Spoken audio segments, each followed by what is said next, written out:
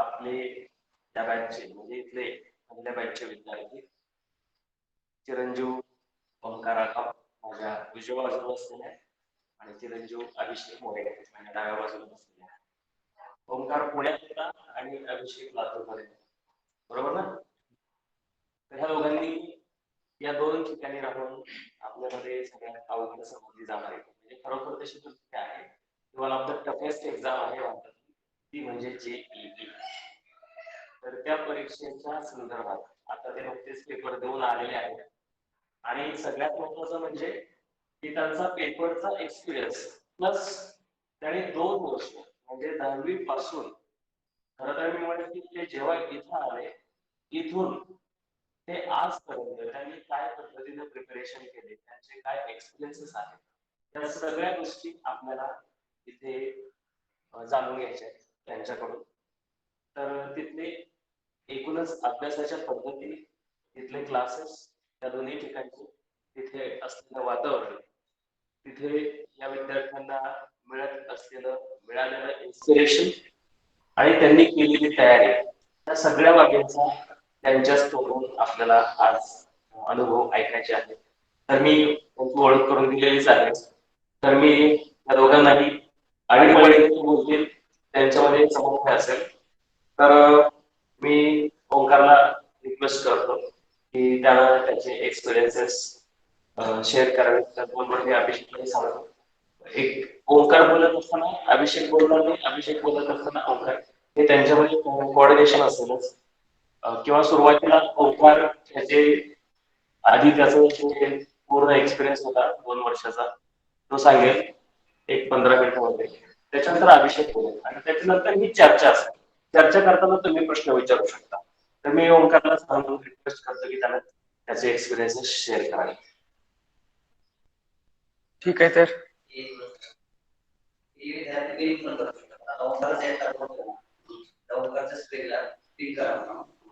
एकच व्यवस्थित किंवा असे काही अडचण नाही ना. ओके ठीक आहे. तर मी 10वी झाल्यानंतर आमच्या अकॅडमी पुणे स्वारगेट इथं ऍडमिशन घेतलं होतं 11वी 12वी JEE प्रिपरेशनसाठी. तिथे पहिल्यांदा तर सुरुवातीचे 1 महिना आपला ब्रिज कोर्स होता. 1 महिना म्हणजे बेसिक सगळ्या लेवलचे. नंतर तिथून जून पासून म्हणजे जो सिलेबस आहे तो 11th स्टार्ट झाला होता. त्या प्रिपरेशन मध्ये सुरुवातीला बऱ्याच अडचणी आल्या. समजायला प्रॉब्लेम येत होता. सुरुवातीला जास्तीत जास्त लवकर समजत नव्हतं. जसे की आपल्याला 9वी 10वीला लगेच समजतं वाचल्यावर. ती प्रिपरेशन करताना थोडस संयम राखावा लागतो. लगेच आपल्याला भेटेलच असं नाही. तिथे प्रयत्न करत राहावं लागतात. 2-3 महिने 4 महिने तरी आपल्याला तिथं थांबावं लागतं. कव्हर करावं लागतं सगळं. वातावरण एवढं म्हणणार नाही. वातावरणात आपल्याला 20-25 दिवस पुष्कळ झाले. पण तो अभ्यासाचं प्रेशर आणि तो जर येत नसलेला आपल्याला कसं हँडल करायचं किंवा त्याच्या म्हणायला गेलं तर समजायला जर प्रॉब्लेम येत असेल आणि ते जर आपल्याला अजून जास्त प्रेशर कसं हँडल करायचं तर दुसरं काही नाही. त्याला फक्त प्रयत्न करत राहायचं त्याच गोष्टीवर. कधी ना कधी ती पुढं तो हळूहळू आपल्याला एक्सपिरियन्स आला प्रेशर चांगले हँडल होतं. तर सुरुवातीला बऱ्याच पोरांचे 10वी झाल्यानंतर 11वीला सुरुवातीला 2-3 महिने हे सगळ्यांना नाही म्हणू शकत पण बऱ्याच जणांना तर टफ जातात. समजायला प्रॉब्लेम येतो. कारण की जीची प्रिपरेशन थोडी हार्ड आहे. हार्ड म्हणण्यापेक्षा की त्याचे कन्सेप्च्युअल जास्त असल्यामुळे आपल्याला जर थोडा प्रॉब्लेम येतो. तर सुरुवातीला मलाही तसंच झालं होतं. 2-3 महिने मला समजत नव्हतं काही मॅथचं. फिजिक्सचं थोडं थोडं समजायचं. केमिस्ट्रीचं तसं समजायचं बऱ्याचपैकी. पण तसं मी अभ्यास करत गेलो. थोडासा वेळ काढून अजून जास्त जे येत नाही त्याच्यावर फोकस करत गेलो. मी डाऊट विचारत होतो. आमच्या क्लासमध्ये डाऊट सेशनचा पार्ट होता 5 ते संध्याकाळी 7:30 पर्यंत. त्यामध्ये मी जात होतो. अभ्यास तिथं विचारत होतो. डाऊट क्लिअर करत होतो. तर सुरुवातीचे 2-3 महिने मला मार्क कमी जास्त होत होते. जास्त नव्हतेच पडत. पण त्याच्यानंतर जे 4 महिन्यानंतर मी जी प्रिपरेशन आधी केलेली होती किंवा मी ते प्रेशर हँडल करून पुढे जे करायचं शिकलो होतो ती 4 महिन्यानंतर नंतर हळूहळू मला अभ्यासाला मदत झाली. मी 4 महिन्यानंतर म्हणजे दिवाळीनंतर मला मार्क्स पण मॅथ्स आणि ह्याच्यामध्ये चांगले पडत गेले. त्यामुळे सुरुवातीचे 2-3 महिने जरा क्रुशल असतात. तिथं जर तुम्ही असं म्हणला नाहीच जमत आणि तिथंच प्रिपरेशन सोडून दिली तर तुम्ही तिथंच हारला. जर तिथून जर तुम्ही असं धाडसाने उभा राहिला किंवा थांबून राहिला चिकाटीने येत तर सगळ्यालाच नसते, पण जे आपले प्रेशर हँडल करायचे जे सिच्युएशन आहे किंवा आपल्याला जी म्हणायचं आहे 2-3 महिने समजून घ्यायचं आहे, जरी येत नसलं तरी आपल्याला तिथेच अभ्यास करत राहायचा आहे, ते आपल्याला शिकायचंय. एवढे 2-3 महिने नीट कव्हर केले तर पुढची प्रिपरेशन काही नाही, डाऊट सॉल्व्ह करणे. माझं टाइम टेबल मी सांगू इच्छितो. माझं सकाळी 8 ते दुपारी 2:30 पर्यंत क्लासचे शेड्यूल होतं. तर प्रत्येक सब्जेक्टचा 1.5 तास हा क्लास होता आणि मध्ये 12 ते 12:30 ब्रेक होता जेवण करण्यासाठी. तर 2:30 पर्यंत माझे क्लासेस झाल्यावर मी 2:30 ते 3:30-4 पर्यंत मी घरीच असायचो. 4 ते 5 मी घरीच अभ्यास करायचो. 5ला मी अकॅडमीत जायचो डाऊट क्लिअर करण्यासाठी. 5 ते 7:30 किंवा 8-8:30 पर्यंतही तिथे डाऊट क्लिअर करून जे आम्हाला शीट दिली जाते म्हणजे सोडवायला, जे सकाळी क्लास झाला कुठला टॉपिक झाले तर त्याच्यावर क्वेश्चन दिलेले असतात सॉल्व्ह करायला, ते सॉल्व्ह करायचो. पुन्हा संध्याकाळी 8:30 किंवा 9 वाजता आलो तर एक तास तरी मी जेवण करून सगळं बघितलं. टीव्ही माझा बंद नव्हता, 10वीला पण नव्हता, 12वीला पण नव्हता. आज 2 वर्षात कधी टीव्ही बंद केलेला नाही. असं कोणाचा गैरसमज असेल की टीव्ही बंद केल्याने काय होतं, तर असं काही नाही. त्या आपल्या म्हणण्याने असतं की आपण किती बघायचं पण कंट्रोलमध्ये बघायचं, हे पण एक सांगतो. 2 वर्ष मी टीव्ही पाहिलेला आहे, पण मर्यादित प्रमाणात पाहिलेला आहे. तर 9-10 पर्यंत माझं जेवण बिवण झालं की 10 ते पुन्हा 12 किंवा 12:30 पर्यंत पुन्हा ते शीट सॉल्व्ह करायचो किंवा राहिलेले डाऊट्स पुन्हा एका ह्याच्यामध्ये वहीमध्ये ठेवून ते करायचो. पुन्हा 12:30ला झोपून 7ला आपलं झोपून 7ला उठून 8 पर्यंत मी क्लासमध्ये जात होतो. तर असं करत असताना बऱ्याच अडचणी येत असतात, जसं की समजत नसेल किंवा आपल्यापेक्षा काही चांगली हुशार मुलं पण असतात क्लासमध्ये.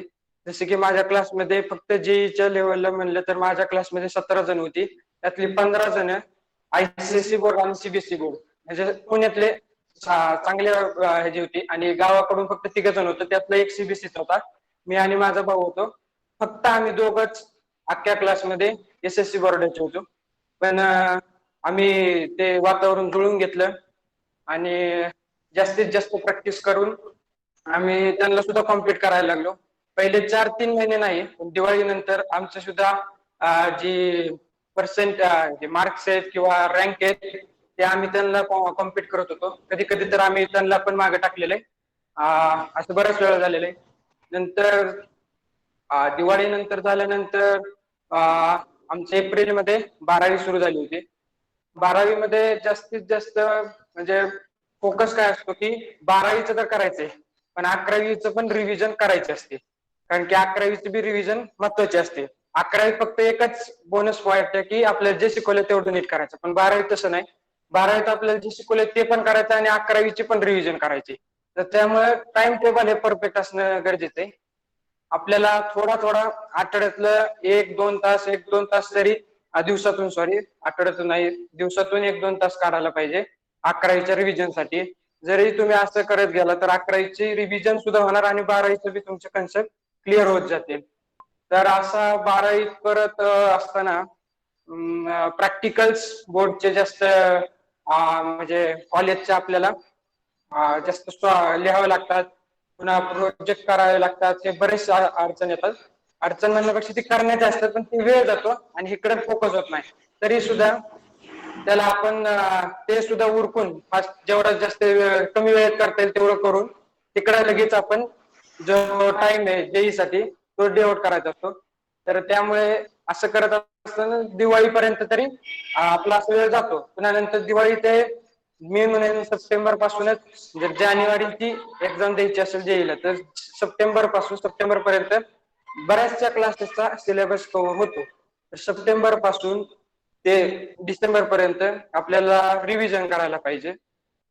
जे पण 11वी 12वीचे टॉपिक्स आहेत त्याची रिव्हिजन करायला पाहिजे. रिव्हिजन करताना एक म्हणजे फक्त थेरीच नाही महत्वाची, दुसरं म्हणजे की सगळ्यात महत्वाचे जे क्वेश्चन आपल्याला पहिल्यांदा अडले होते, जे डाऊट सॉल्व्ह करून सॉल्व्ह झाले होते पण पहिल्यांदा अडले होते, तर ते क्वेश्चन सुद्धा रिव्हिजन करायचे. म्हणजे जे येते ते आपल्याला येणारच आहे, पण जे येणार नाही ते जर क्वेश्चन आपल्याला समजले, हा बाबा असं स्टेप्स आहेत किंवा ह्या गोष्टीसाठी असा अप्रोच ठेवावा लागतो, जर आपण तेही बघितलं तर जानेवारीत आपल्याला म्हणजे चांगली रिव्हिजन होऊन चांगले मार्क्स पडू शकतात.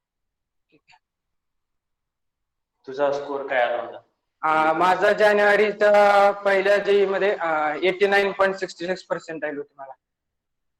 आणि आताची तू दिलेलीस. आता आम्ही 3 तारखेला सेकंड शिफ्ट जेईची एक्झाम दिलेली आहे दुसरी. आता रिझल्ट येईल पुढच्या आठवड्यात किंवा ह्या आठवड्यात, बघूया. मला असं विचारायचं आहे तुला की मी आता तो प्रश्न तुला विचारतो.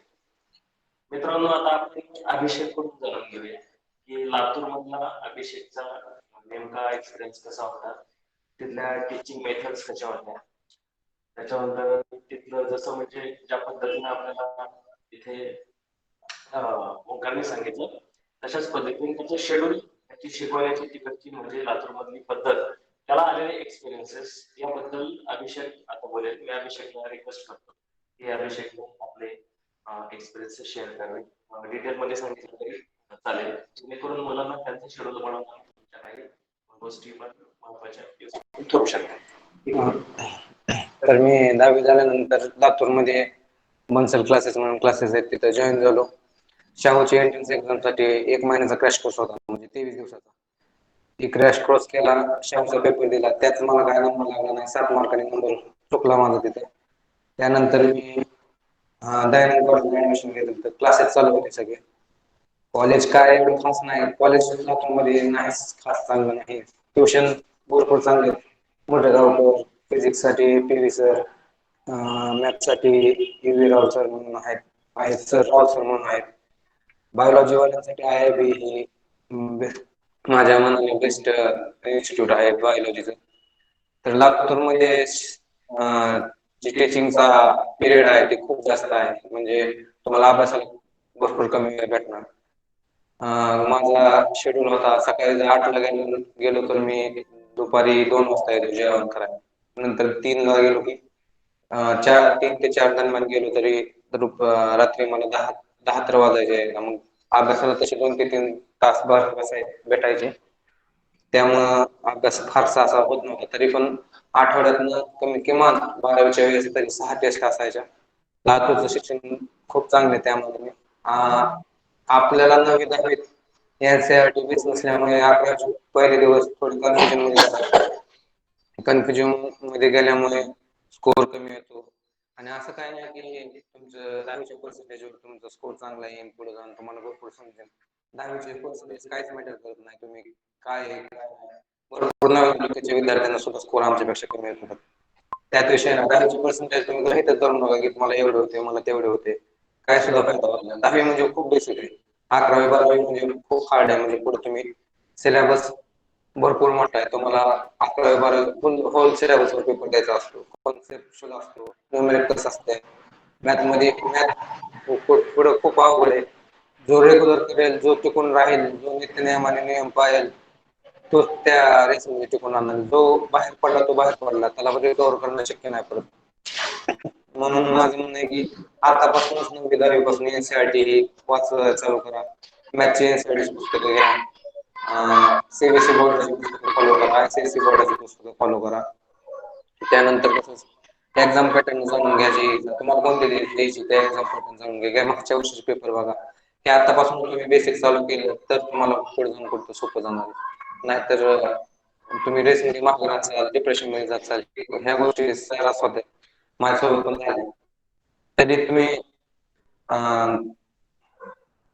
तरी अभ्यास चांगला करा, हार्डवर्क करा, होऊन जाईल सर.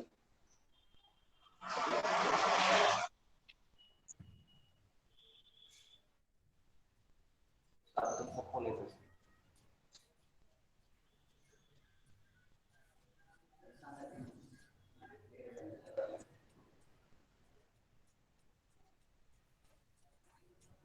कधी फोन लावत असतील ना. सार्थक जर असेल तर सार्थकला सजेशन असं आहे की ढेरे सरांच्या फोनवरती फोन कर, म्हणजे कॉल अटेंड करता येईल. सार्थक मुंबईकर फोन करतोय, म्हणजे आपल्याकडे फोन करून अशी सिस्टम नाही बरं का, त्याचं काहीतरी दुसरं काम असेल तुम्ही म्हणाला फोन करून सांगितलं विचारायचं का. तर एक गोष्ट तुमच्या सगळ्यांच्या लक्षात आल्याचं आहे, म्हणजे माझा आवाज तुम्हाला क्लिअर असेल ना. आवाज येतोय का माझा आधी सांगा, नाहीतर मग मी एक माईक घेतो माझ्या थोडा वेळ. येस येतोय. ठीक आहे. ऑलराईट. तर एक महत्वाची गोष्ट आहे की ओंकारने आणि अभिषेकने थोडक्यात त्यांचे एक्सपिरियन्सेस सांगितले, आणि मला दोन गोष्टी इथं महत्वाच्या वाटतात. की जसं अभिषेकने सांगितलं की पुढे जाऊन म्हणजे ज्यावेळेस आपल्याला स्पर्धेमध्ये जायचंय माहिती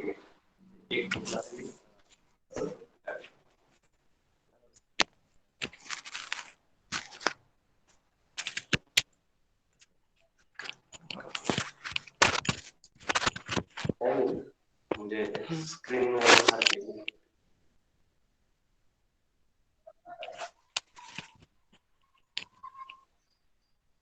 मी जास्त वेळ नाही बोलणार, पण पुढे जाऊन आपल्याला जेव्हा म्हणजे तुमच्यापैकी बहुतेकांनी क्लिअर केलेलं आहे की माझं कुठलं फील्ड असेल, म्हणजे मेडिकल, इंजिनिअरिंग, फार्मसी, जे काही तुमचं असेल ते, पण पुढच्या सगळ्या एज्युकेशन मध्ये 11th आणि 12thचा जो रोल आहे तो खूप महत्वाचा आहे.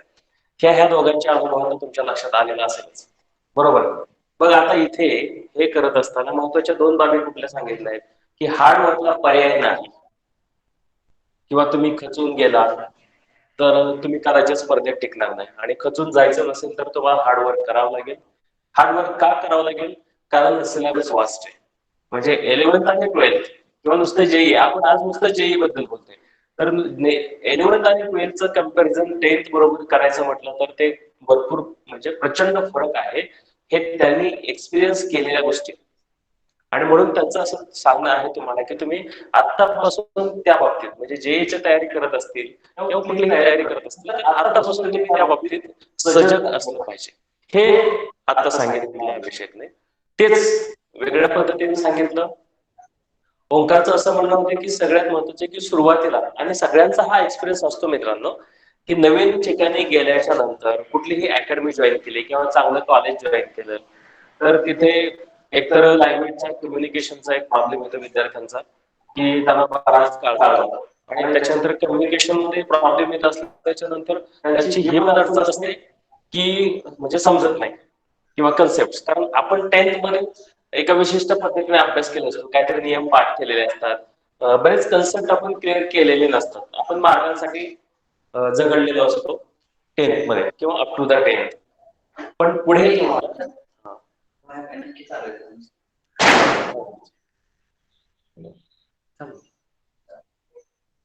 डेटा डेटा पण केला काय अडचण नाही, काय चालतंय. हा, तर काय सांगतो तुम्ही 10th पर्यंत होय तो फर्स्ट आहे ना,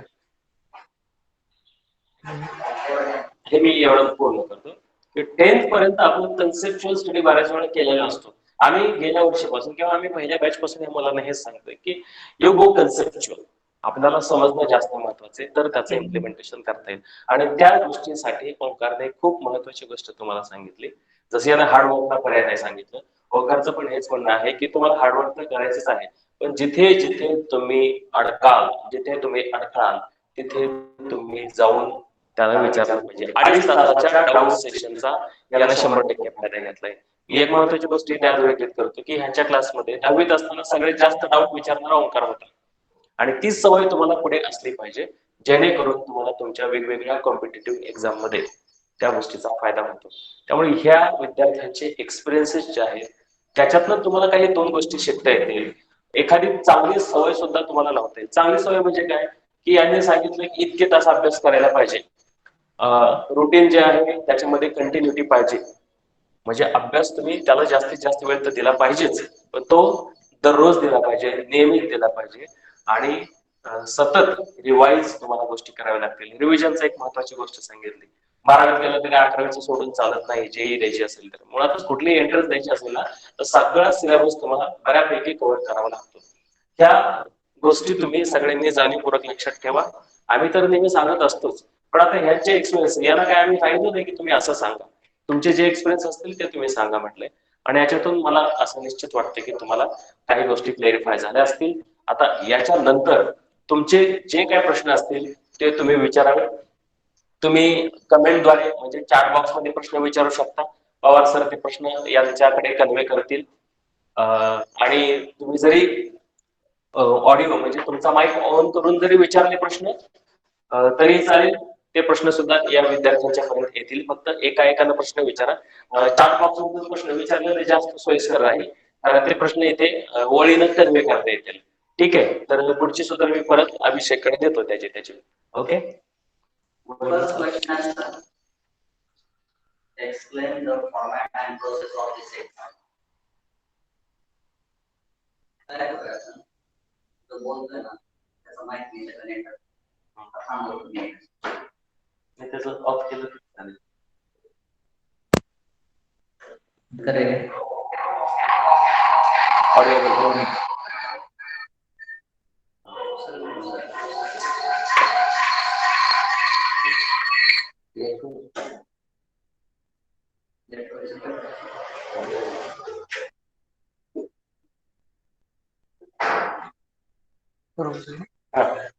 हा, तर पहिल्यांदा 2019 पर्यंत जेईचा पेपर म्हणजे पहिल्यांदा मी जेई मेन्सचा सांगतो आणि ऍडव्हान्सचा नंतर सांगतो. जेई मेन्सचा पहिल्यांदा पेपर 360चा होता 2019 पर्यंत, पण 2020 पासून पॅटर्न मध्ये चेंज झालेला आहे. पेपर झालेला आहे 300 मार्काचा. तर 300 आधी सिंगल करेक्ट होते, म्हणजे ऑप्शन असतात 4 ऑप्शन, त्यातले आपल्याला सिलेक्ट करायचं असतो एक ऑप्शन आणि ते आन्सर असतं म्हणजे एमसीक्यू टाईप. तर आता ह्या जेईच्या नवीन पॅटर्न मध्ये 20 क्वेश्चन पर सब्जेक्ट. पहिल्यांदा 30 क्वेश्चन पर सब्जेक्ट, आता 25 आहेत. पण त्यातले 20 क्वेश्चन हे एमसीक्यू आहेत आणि उरलेले 5 क्वेश्चन जे इंटिजर टाईप आहेत. इंटिजर टाईप म्हणजे 0 to आपण 1 to 03 असं लिहितो, ते 0.1 असं 1 to 1.2 असे जे आन्सर असतात ते इंटिजर टाईप तसं म्हणायचं, म्हणजे कॅल्क्युलेटिव्ह आन्सर्स, त्याला इंटिजर टाईप क्वेश्चन म्हणतात. ते ह्या पॅटर्न मध्ये आता इन्क्लूड केलेले आहेत. तर 300 मार्काचा पेपर असतो, प्रत्येक सब्जेक्ट 100 मार्काचा. प्रत्येक सब्जेक्ट मध्ये 25 क्वेश्चन असतात. प्रत्येक क्वेश्चनला 4 मार्क असतात. जर तुम्ही प्रत्येक क्वेश्चन बरोबर केलं तर 4 मार्क. एक क्वेश्चन चुकला तर -1 म्हणजे असं की जर तुम्ही 2 क्वेश्चन सोडवले त्यातला एक बरोबर आला आणि एक जर चुकला तर तुम्हाला एका क्वेश्चनचे तर 4 मार्क भेटणार, पण जे चुकला त्यातून -1 म्हणजे जर 4 आहे त्यातनं एक -1 होणार. तर असं म्हणजे एक मायनस कट होतो, म्हणजे जर चुकला तुमचं तर एक मायनस मार्क कॅन्सल होतो त्यातला जे बरोबर आलेला आहे, आणि सोडून दिलं तर 0 मार्क्स. हा, 3च मार्क मिळाला टोटल 2 प्रश्नांचे. आणि पॅटर्न म्हणायचं तर जेई साठी मर्यादित आता 2च आहेत, एमसीक्यू आणि इंटिजर टाईप. ऍडव्हान्स साठी क्वेश्चनचे जे विचारण्याची पद्धत आहे, वेगवेगळ्या टाइप्स ऑफ क्वेश्चन आहेत. एमसीक्यू पण येतात, सिंगल करेक्ट असतो एमसीक्यू मध्ये. आता जे जेई मेन्सला आहेत ते सिंगल करेक्ट आहेत, पण जे ऍडव्हान्सला येतात ते मल्टिपल चॉईस, म्हणजे एकापेक्षा जास्त आन्सर बरोबर असू शकतात. म्हणजे एका क्वेश्चनचे 2 आन्सर असू शकतात किंवा 3 आन्सर पण असू शकतात, किंवा काही काही 4 पण बरोबर असतात, तर ते मल्टिपल चॉईस झाले. नंतर इंटिजर टाईप जे जेई मेन्सला आहे ते पण इथे येतात. पुन्हा कॉम्प्रिहेन्शन म्हणजे पॅसेज दिलेला असतो, तो पॅसेज वरनं खाली 3 क्वेश्चन असतात, त्या क्वेश्चनचे आन्सर आपल्याला सॉल्व्ह करायचे असतात. तो एक टाईप. मॅच द फॉलोइंग एक टाईप असतो. मॅट्रायसिस म्हणजे एका क्वेश्चनचे किंवा एका जे आपण म्हणतो क्वेश्चन म्हणजे थोडक्यात एक हिंट, म्हणजे एक क्वेश्चन सारखाच असतो पण थोडक्यात बारीक स्वरूपात दिलेलं, मोठा दिलेला नसतो लिहून. तर त्याचे 2-3 आन्सर आपल्याला जे ऑप्शन दिलेले असतात त्यातले मॅच करायचे असतात, तर त्याला मॅट्रिक्स टाईप. ऍडव्हान्सचा जसं म्हणजे जेई मेन्सला जसं मार्क फिक्स आहेत की 300 मार्काचा पेपर असणार, तर ऍडव्हान्सला असं फिक्स नसतो. ऍडव्हान्सचं प्रत्येक वेळेस मार्कचे जे डिस्ट्रीब्युशन आहे किंवा काय ते सगळं आपल्याला पेपरला गेल्यावरच कळतं. म्हणजे मागच्या वेळेस काहीतरी 360 का 365चा पेपर होता, मागच्या वेळेस त्याच्या मागच्या वेळेस 400 असा काहीतरी होता. तर असं म्हणजे चेंज होत राहतं, सेम नसतो कधीच ऍडव्हान्सचा पेपर. ऍडव्हान्सच्या पेपर मध्ये आणि जेई मेन्सच्या पेपर मध्ये एक बेसिक डिफरन्स आहे. जेई मेन्स मध्ये एवढे हार्ड क्वेश्चन येत नाहीत जसे की ऍडव्हान्स मध्ये येतात. ऍडव्हान्स मध्ये मिक्स कन्सेप्ट असतात, म्हणजे एकाच धड्याचे क्वेश्चन डायरेक्ट येत नाही, 2-3 धड्याचे क्वेश्चन मिक्स करून येणार. आता फॉर्मॅट म्हणलं तर 11th आणि सिलेबस पहिल्यांदा सांगतो मी तुम्हाला सिलेबस काय असतो. तर 11th आणि 12th केमिस्ट्री, फिजिक्स आणि मॅथ्स पीसीएम साठी. तर एनसीआरटी लेवलचं केमिस्ट्रीचं येणार जेई मेन्स साठी. फिजिक्स आणि मॅथ्स साठी आपल्याला अजून रेफरन्स बुक वापरावे लागतील. फॉर्मॅट तर हेच आहे, म्हणजे मी सांगितलं एमसीक्यू आणि इंटिजर टाईप. प्रोसेस सांगायची म्हणली तर जेई मेन्स ह्या पेपरवर, जेई मेन्स वरनं आपल्याला गव्हर्नमेंट कॉलेज भेटू शकतं, एनआयटी कॉलेज भेटू शकतं. जर तुम्हाला आयआयटी कॉलेज पाहिजे असेल तर तुम्हाला जेई ऍडव्हान्स मध्ये चांगला स्कोर लागतो. आधी 10,000 होते, आता काहीतरी 2-3 हजार अजून जास्त वाढवले आहेत आयआयटीच्या जागा. तर त्यामुळे 10,000 असे काहीतरी पोरं घेतात आणि ते ऍडव्हान्स साठी आपल्या आयआयटी कॉलेजमध्ये एंटर करतात. 11,700 असे काहीतरी कॅन्डिडेट्स आहेत जे की आयआयटी कॉलेजमध्ये एंट्री घेऊ शकतात. तर त्यांचे जेई ऍडव्हान्स वरनं ते डिसाईड होतात की जे आयआयटी मध्ये जाणार. आणि जेई मेन्स हे फक्त एनआयटी, गव्हर्नमेंट आणि ह्या कॉलेजसाठी महत्वाचं आहे. जेई मेन्स हे ऍडव्हान्स साठी काय महत्वाचे, कारण की जेई मेन्स जर कट ऑफ जे असतं ते तेवढे मार्क्स पाहिजे, म्हणजे जे पर्सेंटाईल आहे, आता पर्सेंटाईल म्हणजे त्या शिफ्ट मध्ये तुमचे जे हायेस्ट स्कोर आलेला आहे त्या मुलाचा, त्या मुलाच्या रेस्पेक्ट मध्ये आपला स्कोर कम्पेअर करणार. त्याच्या रेस्पेक्ट मध्ये आपल्याला किती पर्सेंटाईल, म्हणजे त्याच्या रेस्पेक्ट मध्ये मार्कांचे डिव्हिजन करून आपल्याला ते पर्सेंटाईल मिळतं. ते त्या पर्सेंटाईलचं कट ऑफ जर मागच्या वेळेस विचारणा केली तर जेई ऍडव्हान्स साठी कट ऑफ होतं 89चं. तर 89 पर्सेंटाईलच्या पुढचे जे सगळे मुलं आहेत ते जेई ऍडव्हान्स देण्यासाठी क्वालिफाय झालेले आहेत, म्हणजे ते देऊ शकतात. त्याच्या मागचे एकही मुलगा देऊ शकत नाही. तर त्याच्यातले जेई ऍडव्हान्स मध्ये जे सिलेक्शन झालेत ते जेई ऍडव्हान्सचे पेपर देऊन त्याच्यामध्ये पुन्हा मार्क्स, त्याच्या जेई ऍडव्हान्सला मार्क्स असतात, पर्सेंटाईल नाही. जेई ऍडव्हान्सला मार्क्स नुसार तुम्हाला जे कोणते कॉलेज भेटेल त्या आयआयटीचे ते पुढे म्हणजे डिसाईड होतं. जेव्हा तुमचा रिझल्ट येतो तेव्हा कोणत्या कॉलेजला आपल्याला मिळू शकतं किंवा कोणती ट्रेड मिळू शकते ते पुढचा विषय आहे. पण फॉर्मॅट जो आहे तो असा आहे आणि सिलेबस 11th-12th दोन्ही पण आहे. पुढचा प्रश्न तो पण त्याचा म्यूट करून आणि त्याला कुठलाही थोडं प्रश्न आला की नाही.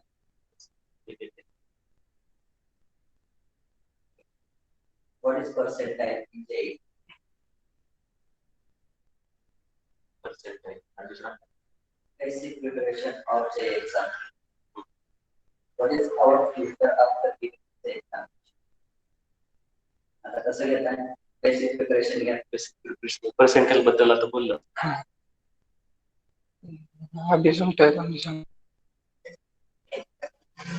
बेसिक प्रिपरेशन कसं करायचं?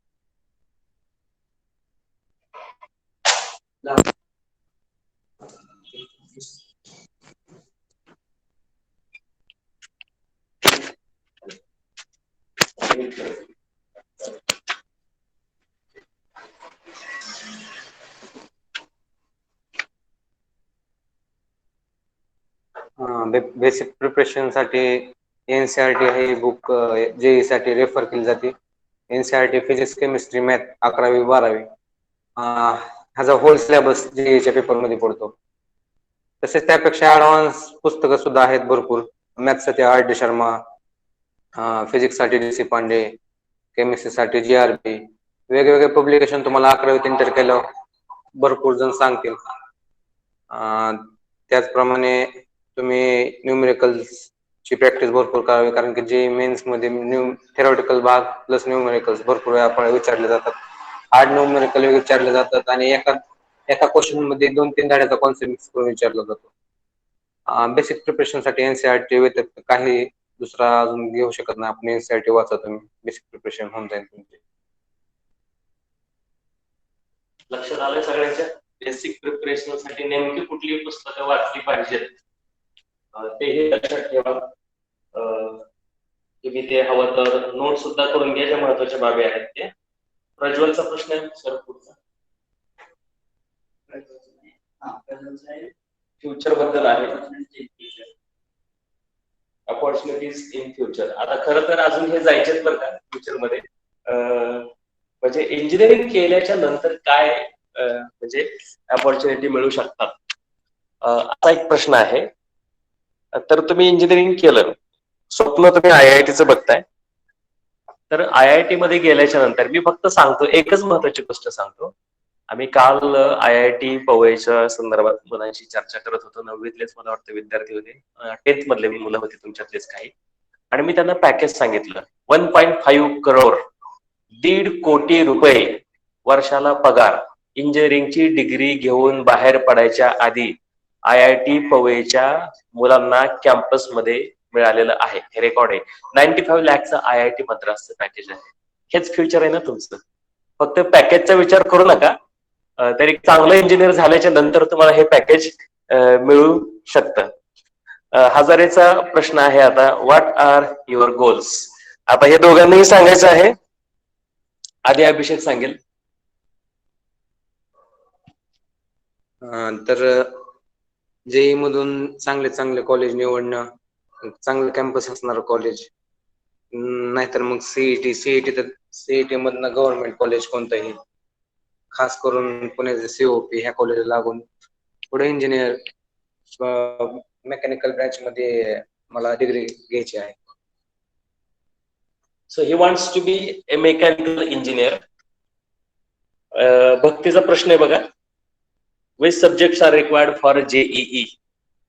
JEE साठी कुठल्याही विषयांचा अभ्यास केला पाहिजे. मला वाटतं आता थोडक्यात सांगितलेलंच आहे विकीने. विकी सांगतोय. 3 सब्जेक्ट महत्वाचे आहे PCM साठी, JEE साठी. PCM म्हणजे फिजिक्स, केमिस्ट्री आणि मॅथ्स. हे तीनच सब्जेक्ट आहेत जे की आपल्याला JEE साठी लागतात. म्हणजे 3च सब्जेक्ट आहेत जे रिक्वायर्ड आहेत PCM JEE साठी. फिजिक्स, केमिस्ट्री आणि मॅथमॅटिक्स. विराजचा प्रश्न आहे, is maths very important for JEE. सांगा रे बाबा, मॅथ्सचं किती महत्व JEE मध्ये, थोडं विस्तृतपणे सांगा. JEE साठी आणि त्याचबरोबर इंजिनिअरिंग साठी मॅथ्सचं खूप महत्व आहे. JEE प्रिपरेशन साठी तर खूपच महत्वाचं आहे, कारण की जे आपण 11वी 12वी शिकतो तेच पुढं फर्स्ट इयर, सेकंड इयर आणि थर्ड इयर म्हणजे इंजिनिअरिंग मध्ये असतं. जे आपण शिकलेलं आहे 11वी 12वी मध्ये, फक्त त्याच्यामध्ये डीप जायचंय आपल्याला इंजिनिअरिंग मध्ये गेलं. पण हाच जो सिलेबस आहे तो महत्वाचा आहे JEE साठी सुद्धा आणि पुढे इंजिनिअरिंग सुद्धा साठी सुद्धा. नेक्स्ट क्वेश्चन बघा, कोणाचा असेल तर तुम्ही विचारू शकता. प्रश्न वळीने येऊ द्यात, त्या सगळ्या प्रश्नांची उत्तर एका आड एक दिली जातील.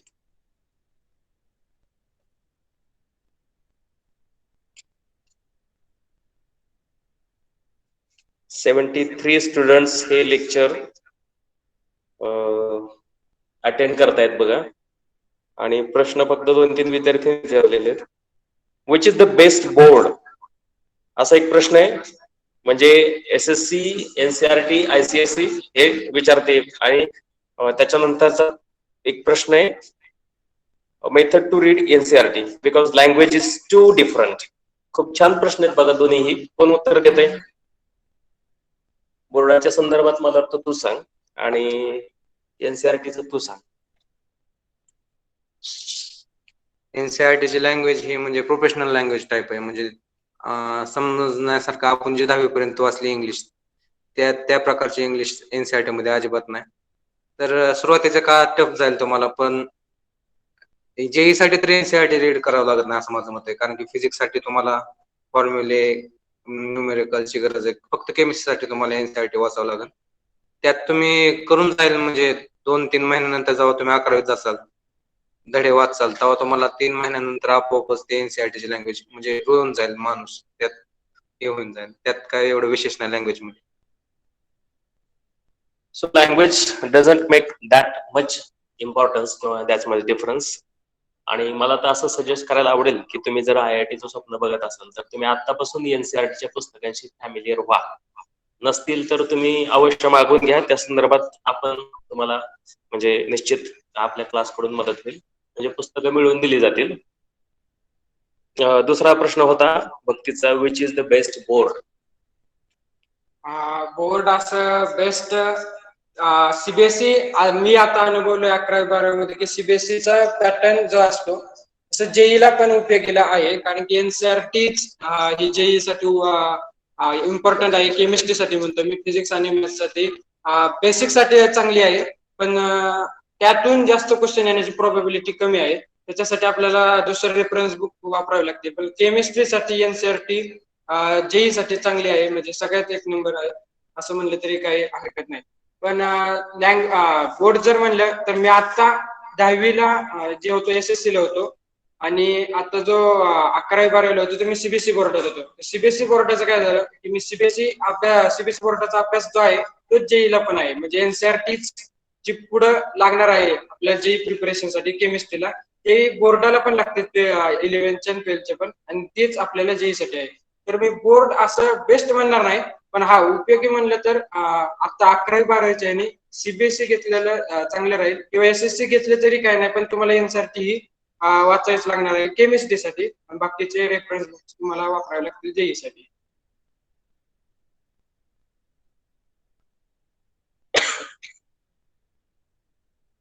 विराटचा दुसरा प्रश्न वाचला. विराटचा प्रश्न आहे, why do you give JEE and when you fixed your goal? जेईच का द्यायची किंवा देतोय, आणि तुझं हे गोल तू केव्हा फिक्स केलं, म्हणजे तुझं जे टार्गेट आहे ते तू नेमकं कधी फिक्स केलं, असा विराटचा प्रश्न आहे बघा. तर जेई एक्झाम ही मला आधी माहित नव्हती. मी 10वी झाल्यानंतर, पास आउट झाल्यानंतर मी जेव्हा कोणता क्लास चांगला असेल, हा पण माझं एक फिक्स होतं 7वी पासून 8वी पासूनच म्हणूया, की त्याच्या आधी अगोदरपासूनच की इंजिनिअरिंग करायची. पण जेई एक्झाम असते हे मला 10वी नंतरच माहित झालेले. जेई एक्झामच का द्यायची किंवा इंजिनिअरिंगच का करायचं, तर इंजिनिअरिंग याच्यासाठी करायचं की मला ते आवडतं. ज्याचं जे वेगवेगळ्या प्रत्येकांची आवड असते, पण मला इंजिनिअरिंग आवडतं कारण की मॅथ्स आणि ते मला पण मला जास्त आवडतं, त्यामुळे मला ते करायचं आहे. जेई एक्झामच का, तर जेई एक्झाम ही इंजिनिअरिंग साठी सगळ्यात टॉपची एक्झाम आहे. आणि जेई एक्झामचं अजून सांगायचं म्हणलं तर इंजिनिअरिंगच्या ज्या जागा आहेत किंवा जी क्वालिटी ऑफ इंजिनियर्स आहे त्याच्यात सगळ्यात जास्त म्हणजे टॉपचे जे इंजिनियर्स आहेत ते तिथून असतात, IIT पासून. जेई एक्झाम मधून जे पासआउट झालेले आहेत ते सगळे क्वालिटी इंजिनियर्स असतात, असं म्हणून मी इंजिनिअरिंग सिलेक्शन केलं. जेई एक्झामच का, तर त्याच्यासाठी क्वालिटी ऑफ इंजिनिअरिंग आपल्याला करायचं आहे, त्यामुळे जेई एक्झाम द्यायची आहे. Okay, good. म्हणजे प्रश्नाच्या अनुषंगाने लक्षात आलं असेल की तुमचं गोल बहुतेक वेळा लहानपणी म्हणजे आपल्या एक निरागस वयातच ते क्लिअर होत असतं, आणि साधारण 7वी 8वी मध्ये याला फिक्स केलेलं होतं. परीक्षेमध्ये त्याला उशिरा माहिती झाली, पण इंजिनियर व्हायचं. मग इंजिनियर झालं तर बेस्ट इंजिनियर कसा होईल, तर जेई द्यावी लागेल आणि IIT सारखे किंवा तत्सम इन्स्टिट्यूट मधून बेस्ट इंजिनियर होता येईल, one of the best engineer होता येईल, म्हणून जेईची निवड केली. त्याच्यानंतर एसएससी मधून सीबीएसई मध्ये जाताना काय फरक जाणवतो? एसएससी टू सीबीएसई, हा प्रश्न खरं तर म्हणजे ओंकारसाठी खूप महत्वाचा आहे. ओंकारने ते हा फरक पण एक्सपिरियन्स केलेला आहे. तसं मी सुरुवातीलाच तुम्हाला म्हणलं होतं की सुरुवातीचे 2-3 महिने आपल्याला जड जाणार आहेत, कारण की सीबीएसईचा पोर्शनचे आपल्याला किंवा त्या लँग्वेजची आपल्याला ओळख नसते. जी स्टेट बोर्डाची लँग्वेज जी आहे ती आपल्याला सोपी आहे, तशी वाचून आपल्याला कळू शकते. पण जी सीबीएसई बोर्डाची जी लँग्वेज आहे, जसं की अभि म्हणाला की त्याला आपल्याला जास्तीत जास्त वाचावी लागेल, आणि वाचून त्यातले आपल्याला एकदा हाताळणी पडली त्याला की प्रॅक्टिस झाली की ते पण आपल्याला समजेल. पण एक्सपिरियन्स माझा म्हणला तर मी तुम्हाला सांगितले की मी पण थोडं डिप्रेशन म्हणजे मला थोडस असं येत नव्हतं, त्यामुळे मी पण असं निराश झालो होतो थोडे 2-3 महिने. पण मी हार मानली नव्हती, एवढं नक्कीच सांगतो. तिथून मी चांगलं करण्याचं ठरवलं होतं. सुरुवातीला 2-3 महिने अवघड जातात, सगळ्याला जातात असं म्हणणार नाही, पण बऱ्याच जणांना जातात. आता माझा अनुभव सांगतोय, कारण की मी एसएससीतून डायरेक्ट सीबीएसई बोर्ड पण घेतलं होतं, आणि जेई प्रिपरेशन साठी तर मला वाटतंय जातातच जास्त सुरुवातीचे. सीबीएसई बोर्ड असं डिफरंट म्हणलं तर लँग्वेज एक मॅटर एवढी नाही करत, पण जी लँग्वेज जी आपले एसएससी बोर्डाची आहे त्यापेक्षा तर हे डिफरंट नक्कीच आहे. अजून म्हणलं तर कन्सेप्च्युअल जो पार्ट आहे तो सीबीएसई पार्ट मध्ये सीबीएसई बोर्ड मध्ये जास्त आहे. म्हणजे जो जेईला उपयोगासाठी आहे. केमिस्ट्रीचा बरेचसे तुम्हाला आधीच म्हणलेलं आहे की केमिस्ट्रीचं हे एनसीआरटी पुढे लागतंय. तर सीबीएसई आणि एसएससी तून जाताना हाच आहे की आपल्याला समजत नसतं.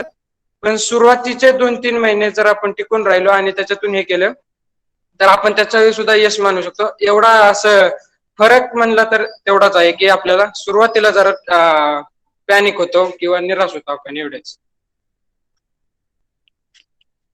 त्याच्यानंतर शिवमचा प्रश्न आहे बघा, best college for the engineering, आणि त्याच अनुषंगाने सार्थकचा पण प्रश्न आहे, you want to go IIT, म्हणजे तुम्हाला दोघांनाही IIT ला जायचं आहे का, आणि IITच्या नंतर इंजिनिअरिंग साठी बेस्ट इन्स्टिट्यूट कुठलं, असं म्हणजे कॉलेज म्हणण्यापेक्षा इन्स्टिट्यूट पुणे. तर यांनी काहीतरी तयारी केलेली असेल किंवा यांचं एखादं ड्रीम इन्स्टिट्यूट नक्कीच असेल, तर आपण यांच्याकडूनच जाणून घेऊया. IIT साठी best institute IIT Bombay, IIT Madras, Powai, भरपूर इन्स्टिट्यूट IIT साठी महत्वाचे. त्यातला IIT बॉम्बे सध्याला टॉप मध्ये, IIT मद्रास सेकंडला आहे. जे ऍडव्हान्स नंतर IIT बॉम्बे साठी लागण्यासाठी भरपूर जणांची स्वप्न असतात. टॉप 100 रँक इंडियामधनं त्या कॉलेजमध्ये घेतले जातात. आणि ड्रीम कॉलेज प्रत्येकाचा IIT बॉम्बे नाही तर IIT मद्रास यापैकीच असतात, जो इंजिनिअरिंग फील्डला जे मेन्स हा पेपर देतोय ते. आणि तसं बघायला गेलं तर COP ही पुण्यातलं टॉपच्या कॉलेजमध्ये निवडलं जातं, गव्हर्नमेंट कॉलेज आहे. भरपूर कॉलेजेस टॉप कॉलेज म्हणजे महाराष्ट्रातले सुद्धा भरपूर गव्हर्नमेंट कॉलेज हे IIT ला टक्कर देऊ शकतात. कॅम्पस कॉलेजचं रँक म्हणजे कॉलेजची क्वालिटी कॅम्पसवर डिसाईड होते, किती कंपन्यांचे कॅम्पस त्यांच्या कॉलेजमध्ये आहेत त्यावरच आपण करू शकतो की बेस्ट कॉलेज कोणतं. तर IIT बॉम्बे मी सांगितलं तसं बेस्ट कॉलेज आहे, इंडियामधलं तर नंबर 1 कॉलेज. त्याच्यानंतर सार्थकचाच एक प्रश्न होता बघा की व्हॉट इज IIT. तर मी थोडक्यात सांगतो की म्हणजे भारतामध्ये सध्या इंडियन इन्स्टिट्यूट ऑफ टेक्नॉलॉजी ह्या नावानं अभियांत्रिकी म्हणजे इंजिनिअरिंग क्षेत्रामध्ये बेस्ट इंजिनियर्स देण्याच्या उद्देशाने ह्या सरकारनं स्थापन केलेल्या संस्था आहेत. त्याच्यामध्ये 23 IIT आहेत, पूर्वी 7च होत्या, त्याच्यामध्ये परत 2 टप्प्यांनी ह्या IITs वाढवलेल्या आहेत. जसं की याने सांगितलं IIT पवई, IIT मद्रास. भारता म्हणजे महाराष्ट्रामध्ये फक्त बॉम्बेच म्हणजे पवईच, मुंबई एकच, पवई आणि मुंबई एकच. आणि बाकीच्या ऑल ओव्हर रेस्ट ऑफ इंडियामध्ये बाकीच्या इन्स्टिट्यूट वेगवेगळ्या राज्यांमध्ये आहेत. तर टॉपचे जे तुमचं मेरिट असेल जेईचं, तर ते सुरुवातीचे जे टॉपेस्ट सगळे स्टुडंट असतील ते पहिल्यांदा IIT मध्ये जातील. त्याच्यानंतर इक्वालंट NIT सारखे काही इन्स्टिट्यूट असतील. कॉलेजचा विचार केला तर COEP हे सुद्धा वन ऑफ द बेस्ट म्हणजे नॅशनल इम्पॉर्टन्स असलेलं कॉलेज आहे जे पुण्यातलं आहे. आणि मग त्याच्यानंतर त्या कॉलेजची तुम्हाला रँक मिळून जाईल. त्याच्या पुढचा प्रश्न सर काय? त्यामध्ये आहे 2 प्रश्न. काय करायला जातो. Our 5th to 10th study matter for JEE. Our 5th to 10th study matter for JEE. Okay. असा प्रश्न आहे की 5वी ते 10वीच्या अभ्यासाचा आणि JEEचा काय संबंध आहे? संबंध तर भरपूरच आहे. तसं सर म्हणतात आता की 5वी ते 10वीचा कोणीतरी क्वेश्चन विचारले की इम्पॉर्टन्स काय आहे, भरपूर संबंध आहे. कारण की हे बेसिक लेवलचं असतं आणि आपलं बेसिक स्ट्रॉंग करणं हे महत्वाचं आहे जे एक्झाम साठी.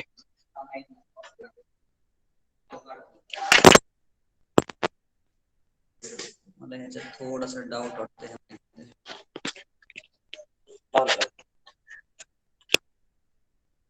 हा तर 5वी ते 10वीचा जो बाहेर काढू का?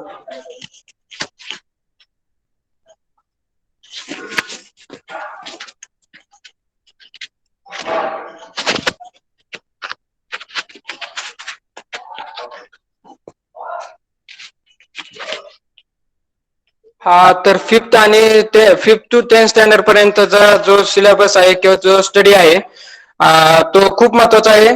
कारण की ते आपले बेसिक जे असतं ते बिल्ड करत असतो.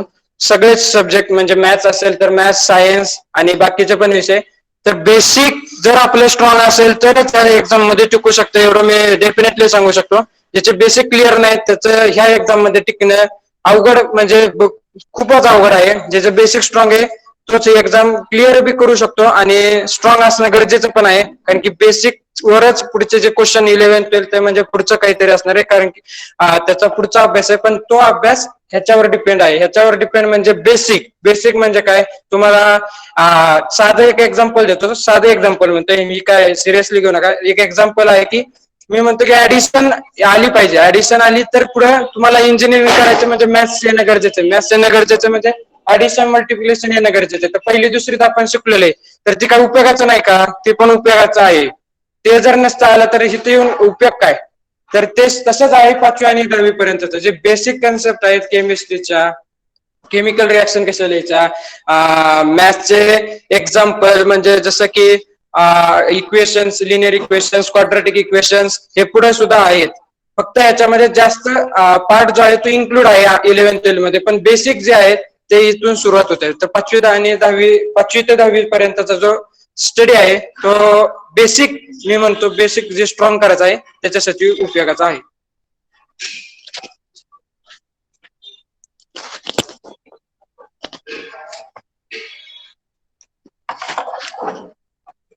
नेक्स्ट क्वेश्चन आहे राजनंदिनीचा की experience of the exam day. तुम्ही परीक्षा दिलेली, मग त्या दिवशी नेमका तुमचा,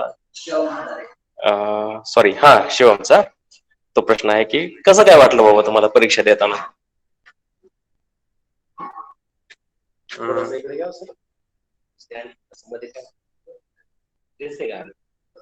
एक्झामिनेशन देताना भीती तर प्रत्येकालाच वाटते, कारण की तुम्हाला 2 वर्षाचं नॉलेज 3 तासामध्ये मांडायचं असतं. ते 3 तास आयुष्यातला बदलून टाकणारे असतात, म्हणून भीती वाटणं साहजिक आहे. तुम्ही पेपरमध्ये कॉन्सन्ट्रेट जेवढं जास्त करताल तेवढं तुम्हाला त्याचा आउटपुट भेटणार आहे. आणि जिज्ञासा पण असते, पेपर कसा आहे, अवघड आहे, सोपा आहे, कोणते क्वेश्चन आले, मी अभ्यास केलता का ना त्या ह्या सब्जेक्टचा, ह्या चॅप्टरचा. तरी भीती वाटणं साहजिकच आहे, आणि प्रिपरेशन होणं महत्वाचं आहे पेपरच्या अगोदर. जर प्रिपरेशन नसलं झालं तर तुम्ही डिप्रेशन मध्ये जाऊन काय आलेले जे चॅप्टर तुमच्या कमांड आहे तुमच्या ज्या चॅप्टरवर, ते सुद्धा तुम्ही रॉंग क्वेश्चन करून येतात. त्यामुळे आपल्याला स्वतःला स्थिर ठेवणं हे एक्झामच्या अगोदर हे सर्वात महत्वाचं आहे माझ्या. खूप महत्वाची बात इथे सांगितली बघा, की तुम्ही वर्षभर 2 वर्ष खूप अभ्यास केलेला आहे, आणि त्या अभ्यासाचं तुम्हाला नेमकं प्रेझेंटेशन त्या 2 तासात 3 तासात जो काय तुमचा वेळ असेल, 2 वर्षाची मेहनत तुम्हाला खूप चांगल्या पद्धतीने प्रेझेंट करायची. त्यासाठी तुम्ही mentally, physically by all means stable आणि स्ट्रॉंग, हेल्दी असणं खूप गरजेचं ठरतं, आणि तेव्हा तुम्ही चांगला परफॉर्मन्स देता. आणि तो एक्सपिरियन्स मला वाटतं निश्चितच चांगला असेल, की that will be your winning performance. एक्झामचा जो एक्सपिरियन्स आहे तो सांगायचा झाला तर मी एक अजून त्याच्याबद्दल एक ऍड करतोय माहिती. जर तुमचा क्वचित, मी समजतो की एकदा 1-2% समजतो की जर अभ्यास थोडासा म्हणजे 1-2 चॅप्टर झाले नाही किंवा बरेचसे इम्पॉर्टंट चॅप्टर थोडेसे राहून गेले, तर एक्झामच्या सुरुवातीला आपण असं समजायचं की आपण जे केलं त्यातून येणार. एक तर जास्त म्हणजे त्या पण धड्यातून येणार जे केले नाहीत, आणि जे आपण धडे केले ते पण येणार. पण त्याने काय होतं, आपण जर त्याचा विचार करत बसलो, जे धडे झाले नाहीत, जे धडे झाले नाहीत, आता त्याचं काय करायचं, तर त्याने काय होतं, आपले जे स्ट्रॉंग पॉईंट आहेत, स्ट्रॉंग चॅप्टर आहेत, केमिस्ट्रीचे असो किंवा मॅथ्सचे, फिजिक्सचे, तर त्याच्यावरची कमान आपली हटते. म्हणजे काय होतं, त्या 3 तासामध्ये प्रेशर आपल्या हँडल होऊ शकत नाही.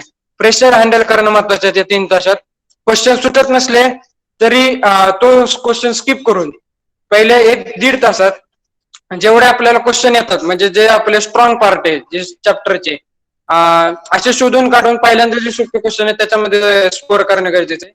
कारण की ते क्वेश्चन जर आले तर कॉन्फिडन्स मिळेल, आणि कॉन्फिडन्स मिळाला की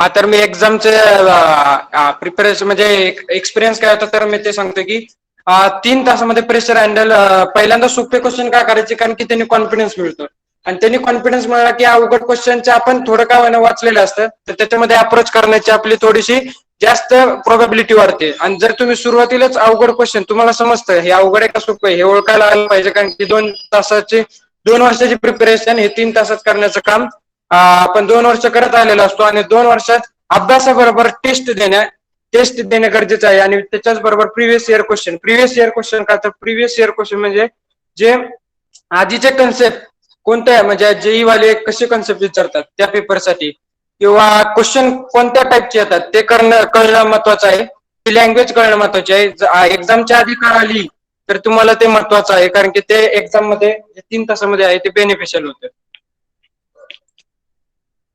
नंतरचा राजनंदिनीचा प्रश्न आहे की किती अटेम्प्ट असतात जेई साठी म्हणजे किती वेळा देता येते तुम्हाला परीक्षा असा एक प्रश्न आहे आणि राजनंदिनीचा आणखी एक प्रश्न आहे की 12वीचे मार्क्स मॅटर करतं की नाही या परीक्षेसाठी म्हणजे बोर्डाचे मार्क्स. जेई साठी टोटल आपल्याला 3 वर्ष अटेम्प्ट देता येतात म्हणजे एका वर्षी 2दा जेई होते 2 अटेम्प्ट म्हणजे 6 अटेम्प्ट आपल्याला टोटल देता येतात जेई मेनचे 6 अटेम्प्ट देता येतात आणि 12वीचे मार्क जेई साठी तर इम्पॉर्टन्स नाहीत पण सीईटी द्वारे तुम्हाला चांगल्या कॉलेज ऍडमिशन घेण्यासाठी 12वीचे मार्क लागतात टक्केवारी लागते. एलिजिबल क्रायटेरिया असतो जेईला 75% पडल्यावरच तुम्ही जेई ऍडव्हान्स किंवा जेई मेन्स पेपर म्हणजे तुम्हाला मेरिट मध्ये लागू शकता क्वालिफाय होऊ शकता. जर 75% नसते तुम्हाला आणि तुम्ही जर मेरिट मध्ये लागला तर त्या पर्सेंटाईलचा काही फायदा नाही तुमच्यासाठी म्हणजे 12वीचे पर्सेंटेज इक्वली महत्वाचे आहेतच म्हणजे पॅरलल अभ्यास केला 12वीचा तुम्ही मी तर 1 महिना अगोदर 2 महिना अगोदर 12वी बोर्डाचा अभ्यास केला एवढं काही सिरियस नाही पण करावा लागतो 12वीचे पर्सेंटेज महत्वाचे आहेत 75% वर पडणं गरजेचं आहे. तेच नेट साठी 60 काय तर क्रायटेरिया आहे त्यांचा 60%. एक महत्वाची बाब आहे बघा मित्रांनो लक्षात घ्या हे बऱ्याच वेळा म्हणजे माझा एक्सपिरियन्स म्हणजे पालकांनी माझ्याशी शेअर केलेली गोष्ट मी तुम्हाला सांगू इच्छितो की 12वीचा तुमचा फिजिक्सचा पेपर झाल्याच्या नंतर आताच्या मला काही पालकांचे फोन सुद्धा आले होते आणि तिथे त्या मुलाचं असं म्हणणं होतं मी ते पण बाहेर क्लासला वगैरे होते आणि की पप्पा मला म्हणजे शाळेतल्या आपण प्रॅक्टिकलचे 30च्या आउट ऑफ मी 30 पकडले मग त्याला इकडे 75 जेई साठी जर करायचं असेल तर त्याला प्लस किती मार्क्स पाडायला लागतील किमान त्याला 40-45 तर मार्क पाडायला लागतील तर तो विद्यार्थी जर म्हणत असेल आणि जो बाहेरचा क्लास करतोय आणि बोर्डाला मला 50च्या पुढे मी जाणार नाही असं जर तो म्हणत असेल तर ते निश्चितच काहीतरी तिथं रॉंग आहे. त्यामुळे इथे या प्रश्नाच्या अनुषंगाने मला सजेस्ट करायचंय की 12च्या बोर्डाचा जो तुमचा स्कोर आहे तो मिनिमम तुमची इलिजिबिलिटी आहे तेवढी तुम्हाला त्या परीक्षेसाठी म्हणजे जेई साठी वेगळी आहे नीट साठी वेगळी आहे ती तुम्हाला असणं गरजेचं ठरतं. तसंच स्टेट बोर्डला त्याचा फायदा होतो कारण तो स्टेट बोर्डला तुमचा 12वीचा जो स्कोर आहे तो सुद्धा विचारात घेतला जातो सीईटीच्या स्कोर बरोबर. त्यामुळे तुम्ही 12चा जो बोर्डाचा सिलेबस असेल तुमचा जो कुठला बोर्ड असेल त्या बोर्डाचा स्कोर त्याच्याकडे दुर्लक्ष करून चालणार नाही. त्याच्यानंतर बुक्स सार्थकचा आणि रोहितचा सार्थक मुंगुसकरचा आणि रोहितचा प्रश्न आहे की विच आर द बुक्स बाकीचे प्रश्न मी घेतो हे 2 प्रश्न कॉमन असल्यामुळे हे आधी घेतलेले आहेत मी तर विच बुक्स तुम्ही सजेस्ट करू शकता तुम्ही सांगू शकता दोघेही सांगू शकता. सुरुवातीला मी बेसिक म्हणजे आता 8वी ते 10वी साठी मॅथ्स साठी एक पुस्तक आहे ते बुक आहे ते मी रेफर करू इच्छितो RD शर्मा जे की बेसिक खूप महत्वाचं आहे ते पुढे यूज होतो 11th आणि 12th मध्ये. जर 11th आणि 12th जर तुम्ही मला बुक्स विचारत असाल तर फिजिक्स साठी DC पांडे म्हणून एक खूप चांगलं कन्सेप्च्युअल मध्ये चांगले पुस्तक आहे फिजिक्स साठी. केमिस्ट्री मध्ये 3 पार्ट असतात physical chemistry organic chemistry non organic chemistry तिन्हीचे वेगवेगळे पुस्तक असतात आणि वेगवेगळे पुस्तकांची म्हणजे कमांड आहे प्रत्येकाची त्या ह्यांच्यावर. तर फिजिकल केमिस्ट्रीसाठी RC मुखर्जी म्हणून चांगलं पुस्तक आहे GRB म्हणून एक चांगलं आहे. इनऑर्गॅनिक साठी बालाजी पब्लिकेशनचं प्रभात कुमार एक आहे आणि ऑर्गॅनिक साठी MS चौहान म्हणून आहे. हे झालं केमिस्ट्रीचं. फिजिक्सचं मी सांगितलं DC पांडे घ्या नाहीतर DC पांडेच्या वर असेल तर सिंगेज म्हणजे ह्या दोन्हीपैकी एक घेऊ शकतो. मॅथ्स साठी जे मी रेफर केलं होतं ते सांगतो. मी केले होते आर्यनचं पब्लिकेशन. आर्यन पब्लिकेशनचे चांगले बुक्स आहेत. त्यालाच पॅरलल एक सिंगल्स म्हणून एक आहे, पण मी आर्यन पब्लिकेशनचं बुक रेफर केलं होतं. विराजचा प्रश्न आहे, विराजने रिपीट केलाय, तोच मी घेणार होतो. If you pass or clear IIT then what do you do after IIT? म्हणजे IIT मध्ये तुम्ही गेलात आणि IIT मधून तुम्ही इंजिनिअरिंगची डिग्री घेतली तर तुम्ही काय कराल, असा प्रश्न आहे विराजचा, बरोबर ना? तर सांगा आता दोघांनी पण तुम्ही काय करणार. तर त्यासाठी आधी त्यांना IIT मध्ये जायचं बरं का, आणि त्याच्यानंतर ते काय करायचं. जर IIT पास आउट झालो तर मेकॅनिकल ब्रँच मधनं जे माझ्या देशासाठी किंवा कोणतेही साधन बनवायचे, नवीन इन्व्हेन्शन करण्याची संधी मी बघल, हुडकेल किंवा मी ते इन्व्हेंट करण्यासाठी प्रयत्न करेल. प्रॅक्टिकल नॉलेज वाढवेल माझं आणि देशाचा फायदेशीर येईल. म्हणजे थोडक्यात बाहेर जाणार नाही मी फॉरेन कंट्रीला, इंडियन कंट्रीसाठी काय तर करून टाक. जर मी IIT ला गेलो तर IIT नंतर मी जी ब्रांच घेणार आहे त्याच्यामध्ये पहिल्यांदा तर मी क्वालिटी ऑफ एज्युकेशन करून म्हणजे क्वालिटी मी त्याच्यावर बिल्ड करेन.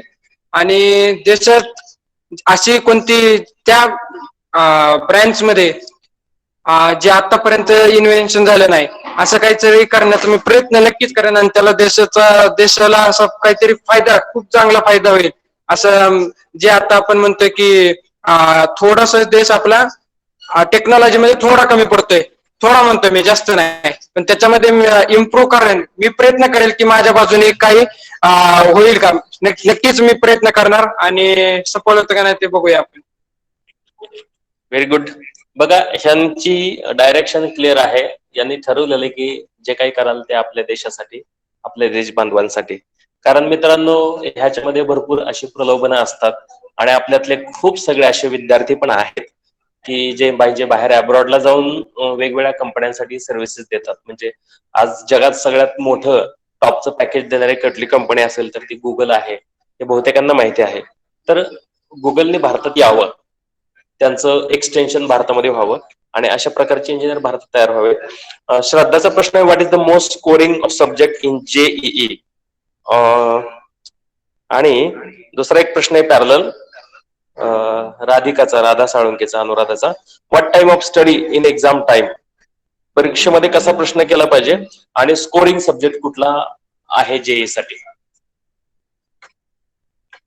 स्कोरिंग सब्जेक्ट JEE साठी केमिस्ट्री, माझ्या मनाने तर केमिस्ट्री स्कोरिंग सब्जेक्ट आहे. बाकीकडे तुम्हाला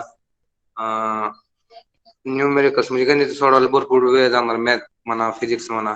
आणि केमिस्ट्री मध्ये सुद्धा तुम्हाला C1 पार्ट, म्हणजे केमिस्ट्रीचा C1 पार्ट तुम्हाला न्यूमेरिकल सोडवावा लागतो. C2 पार्ट प्युअरली थेरोटिकल भाग असतो. तुम्ही एकदा वाचला, रिएक्शन तुमची लक्षात आली, मेकॅनिझम समजलं की तुम्ही दिशानार्धात क्वेश्चन सोडू शकता. स्कोर भरपूर होईल, केमिस्ट्री स्कोर भरपूर केला जाऊ शकतो आणि अटेम्प्ट पण तुम्ही जास्त करू शकता केमिस्ट्री विषयात. त्यामुळे केमिस्ट्री हा सब्जेक्ट स्कोरिंग मानला जातो JEEच्या मानला. पण मॅथला तुम्ही दुर्लक्ष करू नका, कारण की मॅथच बेस आहे पुढच्या इंजिनिअरिंगच्या पण. म्हणून सगळ्या सब्जेक्टला इक्वल वेटेज द्या, पण केमिस्ट्री हा सब्जेक्ट स्कोरिंग मानला जाईल. तुमचं काय मत आहे? केमिस्ट्रीच हा स्कोरिंग सब्जेक्ट आहे, कारण की केमिस्ट्री मध्ये मिनिमम टाइम देऊन मॅक्सिमम आउटपुट मिळू शकतो आपल्याला. म्हणजे कमी अभ्यास नाही म्हणत मी, अभ्यास तर जास्तच करावा लागेल, पण कमी टाइम लागतो क्वेश्चन सॉल्व्ह करायला. जो टायमिंग असतो तो केमिस्ट्रीमध्ये मॅथ्स आणि फिजिक्सच्या कंपॅरिझन मध्ये कमी लागतो. जर आपण 40 ते 45 1 तासामध्ये मॅथ्स आणि फिजिक्स सोडत असेल तर तिथंच केमिस्ट्रीला आपण 45 मिनिट्स टू 50 हे मॅक्सिमम सांगतो मी. मिनिमम ते तर मिनिमम सांगतोय, मॅक्सिमम तर आपण जास्तीत जास्त, खूप जास्त म्हणलं तरी 40 मिनिटात केमिस्ट्री JEE सांगतोय मी कव्हर करू शकतो. तर स्कोरिंग सब्जेक्ट हा माझा सुद्धा केमिस्ट्रीच आहे. बुक्स बद्दल बोलणं झालेलं आहे.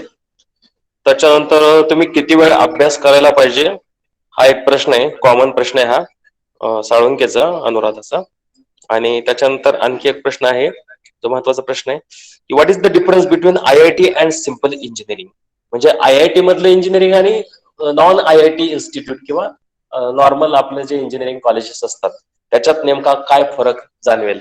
आता खरं तर हा प्रश्न ह्यांनी अजून काय IITचा एक्सपिरियन्स नाही घेतलेला, पण तरी त्यांच्या व्ह्यू मधून आपण ह्या प्रश्नाचं उत्तर जाणून घ्यायचा प्रयत्न करू की त्यांनी IIT लाच का प्रेफरन्स दिलेला आहे as compare to ordinary engineering college.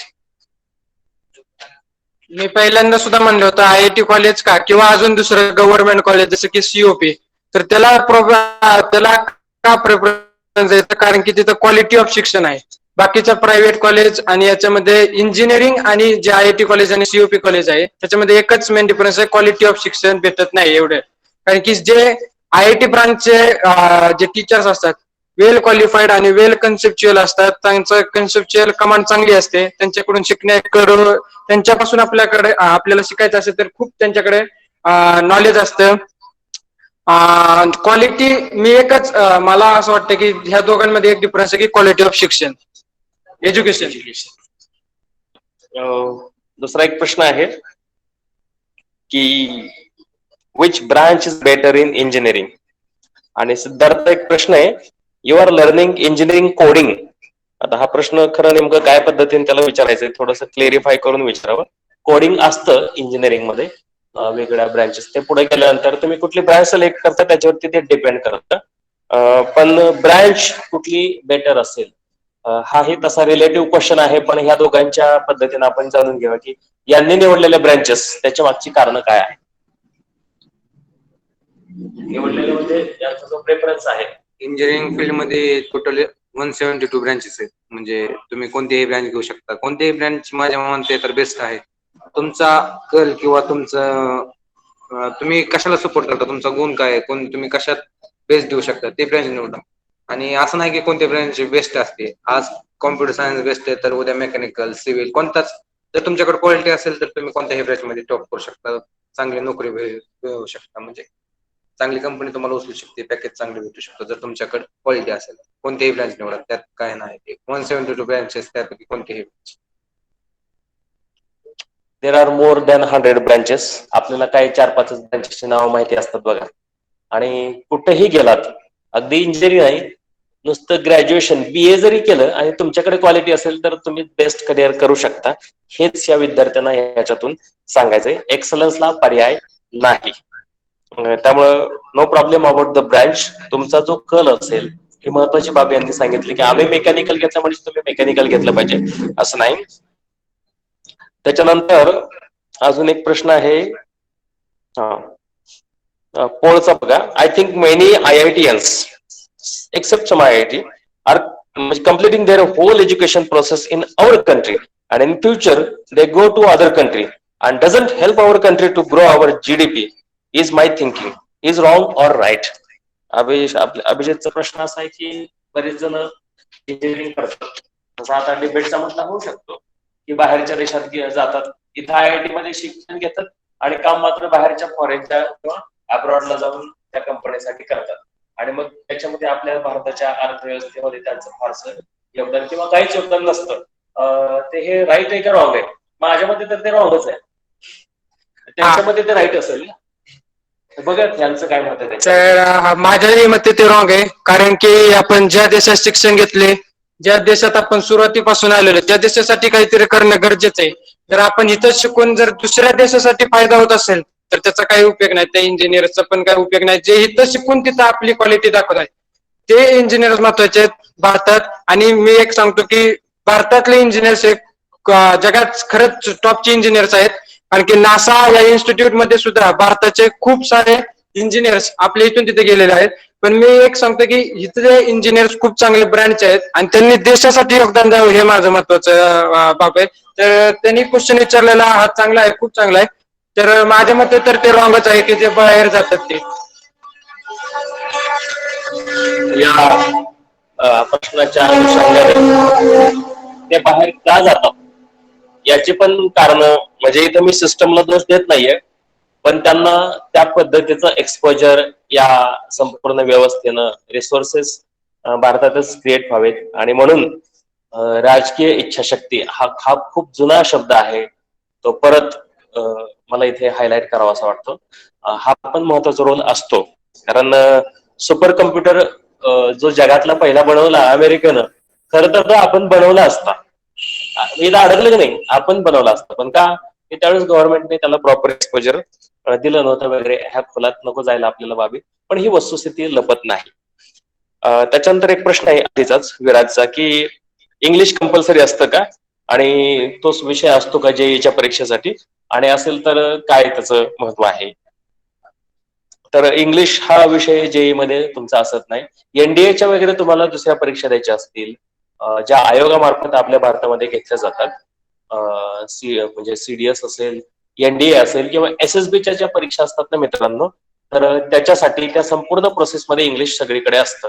पण इंजिनिअरिंगच्या एंट्रन्स एक्झाम मध्ये किंवा मेडिकलच्या पण एंट्रन्स एक्झाम मध्ये इंग्लिश हा विषय नसतो. तुमचे कोर सब्जेक्ट असतात त्याच्यामध्ये. Why do don't choose other exams? Is it other exams as like as JEE? विराजचाच परत प्रश्न आहे. विराज भरपूर प्रश्न विचारतोय, बाकीच्यांनी पण प्रश्न विचारा बरं का, की दुसऱ्या परीक्षा तुम्ही का निवडल्या नाहीत, इंजिनिअरिंगच का निवडलं. म्हणजे मला वाटतं ह्यांनी हे उत्तर दिलेलं आहे की ते पहिल्यापासूनच त्यांनी ठरवलेलं की इंजिनियर व्हायचं, आणि इंजिनियर व्हायचं असल्यामुळे इंजिनिअरिंगचीच परीक्षा द्यायला पाहिजे ना. Why to choose other exams? म्हणजे त्यांनी नीट का द्यावे इंजिनियर व्हायचं असेल तर? त्यांना इंजिनियरच व्हायचे आणि चांगले इंजिनियर व्हायचे, त्यामुळे त्यांनी हा सगळा फोकस याच्यावरती केलेला आहे. जर इथे जेई सारख्या दुसऱ्या काही परीक्षा आहेत का इंजिनिअरिंगच्या, तर बघूयात त्यांना काही त्याच्याबद्दल माहिती असेल तर त्यांनी सांगावं. जेई साठी आता इंजिनिअरिंग साठी जर म्हणलं तर जेई एक एक्झाम आहे, त्याच्यासारखी नाही. आपण गव्हर्नमेंट कॉलेज साठी पाहिजे असेल तर सीयूपी एक सीईटी ही एक एक्झाम आहे. तर ह्या दोन एक्झाम ज्या आहेत त्या चांगल्या आहेत. म्हणजे ह्याच दोन एक्झाम इंजिनिअरिंग साठी तरी बेस्ट आहेत आतापर्यंत. मित्रांनो, पूर्वी कसं असायचं की खूप सगळ्या परीक्षा असायच्या, म्हणजे असोसिएशनच्या परीक्षा वेगळ्या असायच्या, गव्हर्नमेंटच्या वेगळ्या असायच्या, सेंट्रल गव्हर्नमेंटच्या परत वेगळ्या असायच्या. म्हणजे जसं की पूर्वी AIIEEE पण होती आणि जेई पण होती. ते AIIEEE मर्ज करून टाकते आणि स्टेट गव्हर्नमेंट त्यांच्या परीक्षा घेतं. ह्याच्यामुळे आता इंजिनिअरिंग साठी ह्या दोनच आहेत.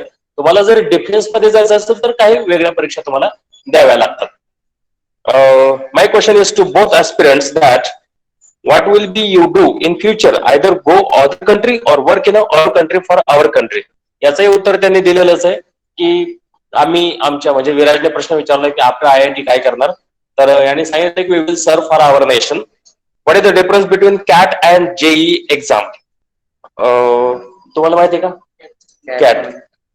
तर कॅट ही कॉमन ऍप्टिट्यूड टेस्ट असते, जी MBA साठी असते. IIM किंवा काही ठराविक मॅनेजमेंट इन्स्टिट्यूट असतात, त्याच्यामधून MBA करायचं असेल तर त्यासाठी कॅटची परीक्षा असते. त्याच्यामुळे ही पूर्ण वेगळी आहे. जेईचा आणि ह्याचा काही संबंध नाही. ही मॅनेजमेंटसाठी परीक्षा असते कॅटची. त्याच्यानंतर why do you like engineering? सिद्धार्थचा प्रश्न आहे. शेखचा प्रश्न आहे IIT and JEE is the best option for engineering? Obviously yes. म्हणजे जेई द्यायची IIT मध्ये जायचं हा बेस्ट ऑप्शन होऊ शकतो. IIT नाही मध्ये गेलं तरी त्यांनी काही, म्हणजे त्यांच्या वतीने मी सांगतो की काही ठराविक इन्स्टिट्यूट असतात, तुम्हाला मेरिटनुसार ते इन्स्टिट्यूट मिळतं, आणि बेस्ट इन्स्टिट्यूट निवडणं याच्यासाठी ह्या विद्यार्थ्यांचा, म्हणजे भारतभरातले जे ऍस्पिरंट आहेत त्यांचा बेस्ट आहे. भक्तीचा परत एक प्रश्न आहे. Maths is hard for JEE? सांगा बाबा, मॅथ्स हार्ड आहे का सॉफ्ट आहे? 9वी-10वीच्या मानाने 11वी-12वी जे मॅथ असते नक्कीच हार्ड आहे. म्हणजे भरपूर त्यात इव्हॉल्युशन आहे. म्हणजे तुम्ही फार बेसिक कन्सेप्ट शिकता 10वी पर्यंत, 9वी-10वी पर्यंत. पण 11वी-12वी जी मॅथ आहेत ती अवघड तर आहेच, आणि मेन सब्जेक्ट मानला जातो जेईचा. ती जर तुमचा पक्का नसेल आणि त्या फिजिक्स आणि केमिस्ट्रीच्या स्कोरवर तुम्ही जर जेईला सिलेक्ट होत असला तर पुढे तुम्ही इंजिनिअरिंग मध्ये चालणार नाही. कारण की इंजिनिअरिंग मध्ये पुढे 8 प्रकारचे मॅथ असतात आणि मॅथवरच तुमचं फोकस असणार. जसं डॉक्टर नीटवाल्यांचं बायोलॉजीवर असतं, बायोलॉजी हा त्यांचा मेन सब्जेक्ट मानला जातो, तसा जेईचा मॅथ मेन सब्जेक्ट मानला जातो. आणि हार्ड तर नक्कीच आहे ती, त्यात काय वाद नाही. म्हणजे तुम्ही प्रॅक्टिस करावं लागेल तुम्हाला, त्याला अल्टरनेटिव्ह पर्याय नाहीच. अभ्यास नाही केला तर सगळे विषय हार्ड असतात, अभ्यास केला की ते विषय आपोआप सोपे होतात. एक खूप महत्वाचा प्रश्न विचारलाय प्रत्येकने. Be positive, but if someone fail in JEE exam then what are the options? म्हणजे प्लॅन बी बद्दल याला विचारायचे कदाचित. जर असं एखाद्याच्या बाबतीत झालंच तर त्यानं काय करावं? तुम्ही तुमचे प्लॅन बी सांगा. जर त्याला तीच एक्झाम जर पुन्हा एकदा निवडायची असेल, जर पहिल्यांदा तर त्याने फेल झाला असेल तर तो दुसरा अटेम्प्ट देऊ शकतो. जर त्याने हा एक प्लॅन सांगतो, एक असा एक प्लॅन असू शकतो, किंवा दुसरा प्लॅन जर तुम्हाला ती द्यायचीच नसेल तर जेईची एक्झाम एकमेव नाहीये, अशा अनेक एक्झाम म्हणजे इंजिनिअरिंग साठी नाही म्हणत, पण आपलं लाईफ आहे ते सेट करू शकतात. पण त्याच्याच पॅरलल मी सांगू शकतो की सीईटी जी एक्झाम आहे ती पण आपण देऊ शकतो. तर जेई नसेल तर सीईटी म्हणजे ऑप्शन बी जो आहे तो सीईटी आपण देऊ शकतो आणि चांगले स्कोर करू शकतो. आणि सीओपी हे सुद्धा IITच्या लेवलने थोडस कमी जास्त होईल, पण त्याच लेवलचं मी म्हणत नाही, पण थोडं कमी जास्त असलं तरी कॅम्पस सीओपीचा सुद्धा चांगला आहे. म्हणजे IIT नाही मिळालं तर COAP is always better, civil engineering is better, असा प्रश्न आहे शिवमचा. तर मगाशी त्यांनी सांगितलं, या प्रश्नाचं पण उत्तर मी देतो इथे की तुमचा जो कल आहे, जसं की याला मेकॅनिकल आवडतं, याचं कम्प्युटर इंजिनियर आहे, एखाद्या विद्यार्थ्याला ENTC आवडेल, कुणाला केमिकल इंजिनिअरिंग आवडेल, ह्या रिलेटिव्ह क्वेश्चन्स आहेत. आणि ह्याच्यामध्ये करिअरला सगळीकडे सारखे चान्सेस असतात की तुम्ही त्या डिग्रीमध्ये त्या तुमची जी ब्रांच आहे त्याच्यामध्ये किती एक्सलन्स देतात याच्यावरती तुमचं करिअर ठरणार आहे.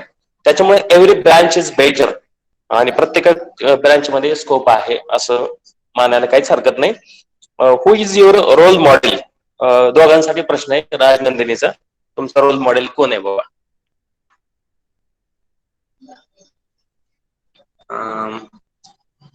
माझा रोल मॉडेल आहेत ते माझे सर आहेत, म्हणजे जे लातूरला RCC पॅटर्न मोठ्या गावकर सरांचा आहे.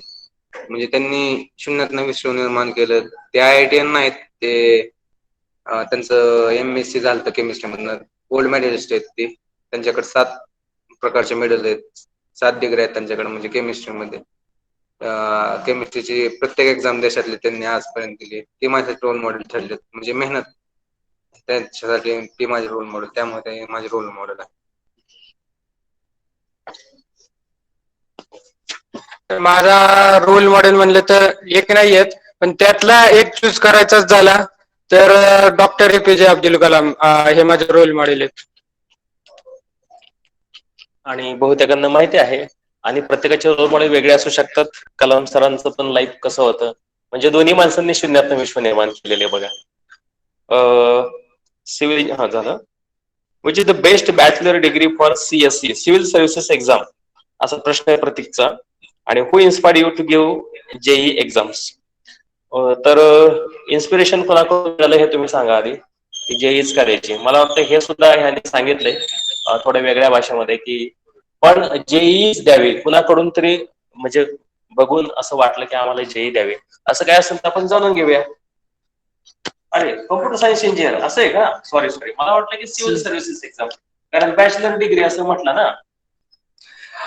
JEE मी तुम्हाला आधी सुद्धा म्हणलेलं आहे की 10वी नंतर मला JEEचे माहित झाले. तर मी जेव्हा क्लास शोधत होतो की कोणता आपलं चांगला क्लास असेल, तर तेव्हा ते JEE आणि नीटचे सांगत होते. तर मी इंजिनिअरिंग साठी असल्यामुळे मी JEE ही एक्झाम सिलेक्ट केली.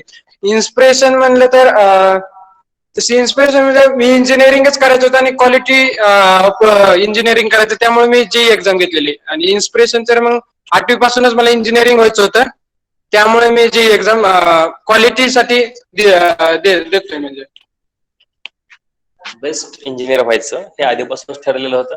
कधी कधी असं वाटतं मुलांना बघा, म्हणजे सिंगम पिक्चर बघितला की पोलीस ऑफिसर व्हावं असं वाटतं वगैरे, तर याने हे स्वतःच ठरवलेलं होतं. आणि असं काय नाही की कोणाकडे तरी बघून आपण ठरवलं पाहिजे.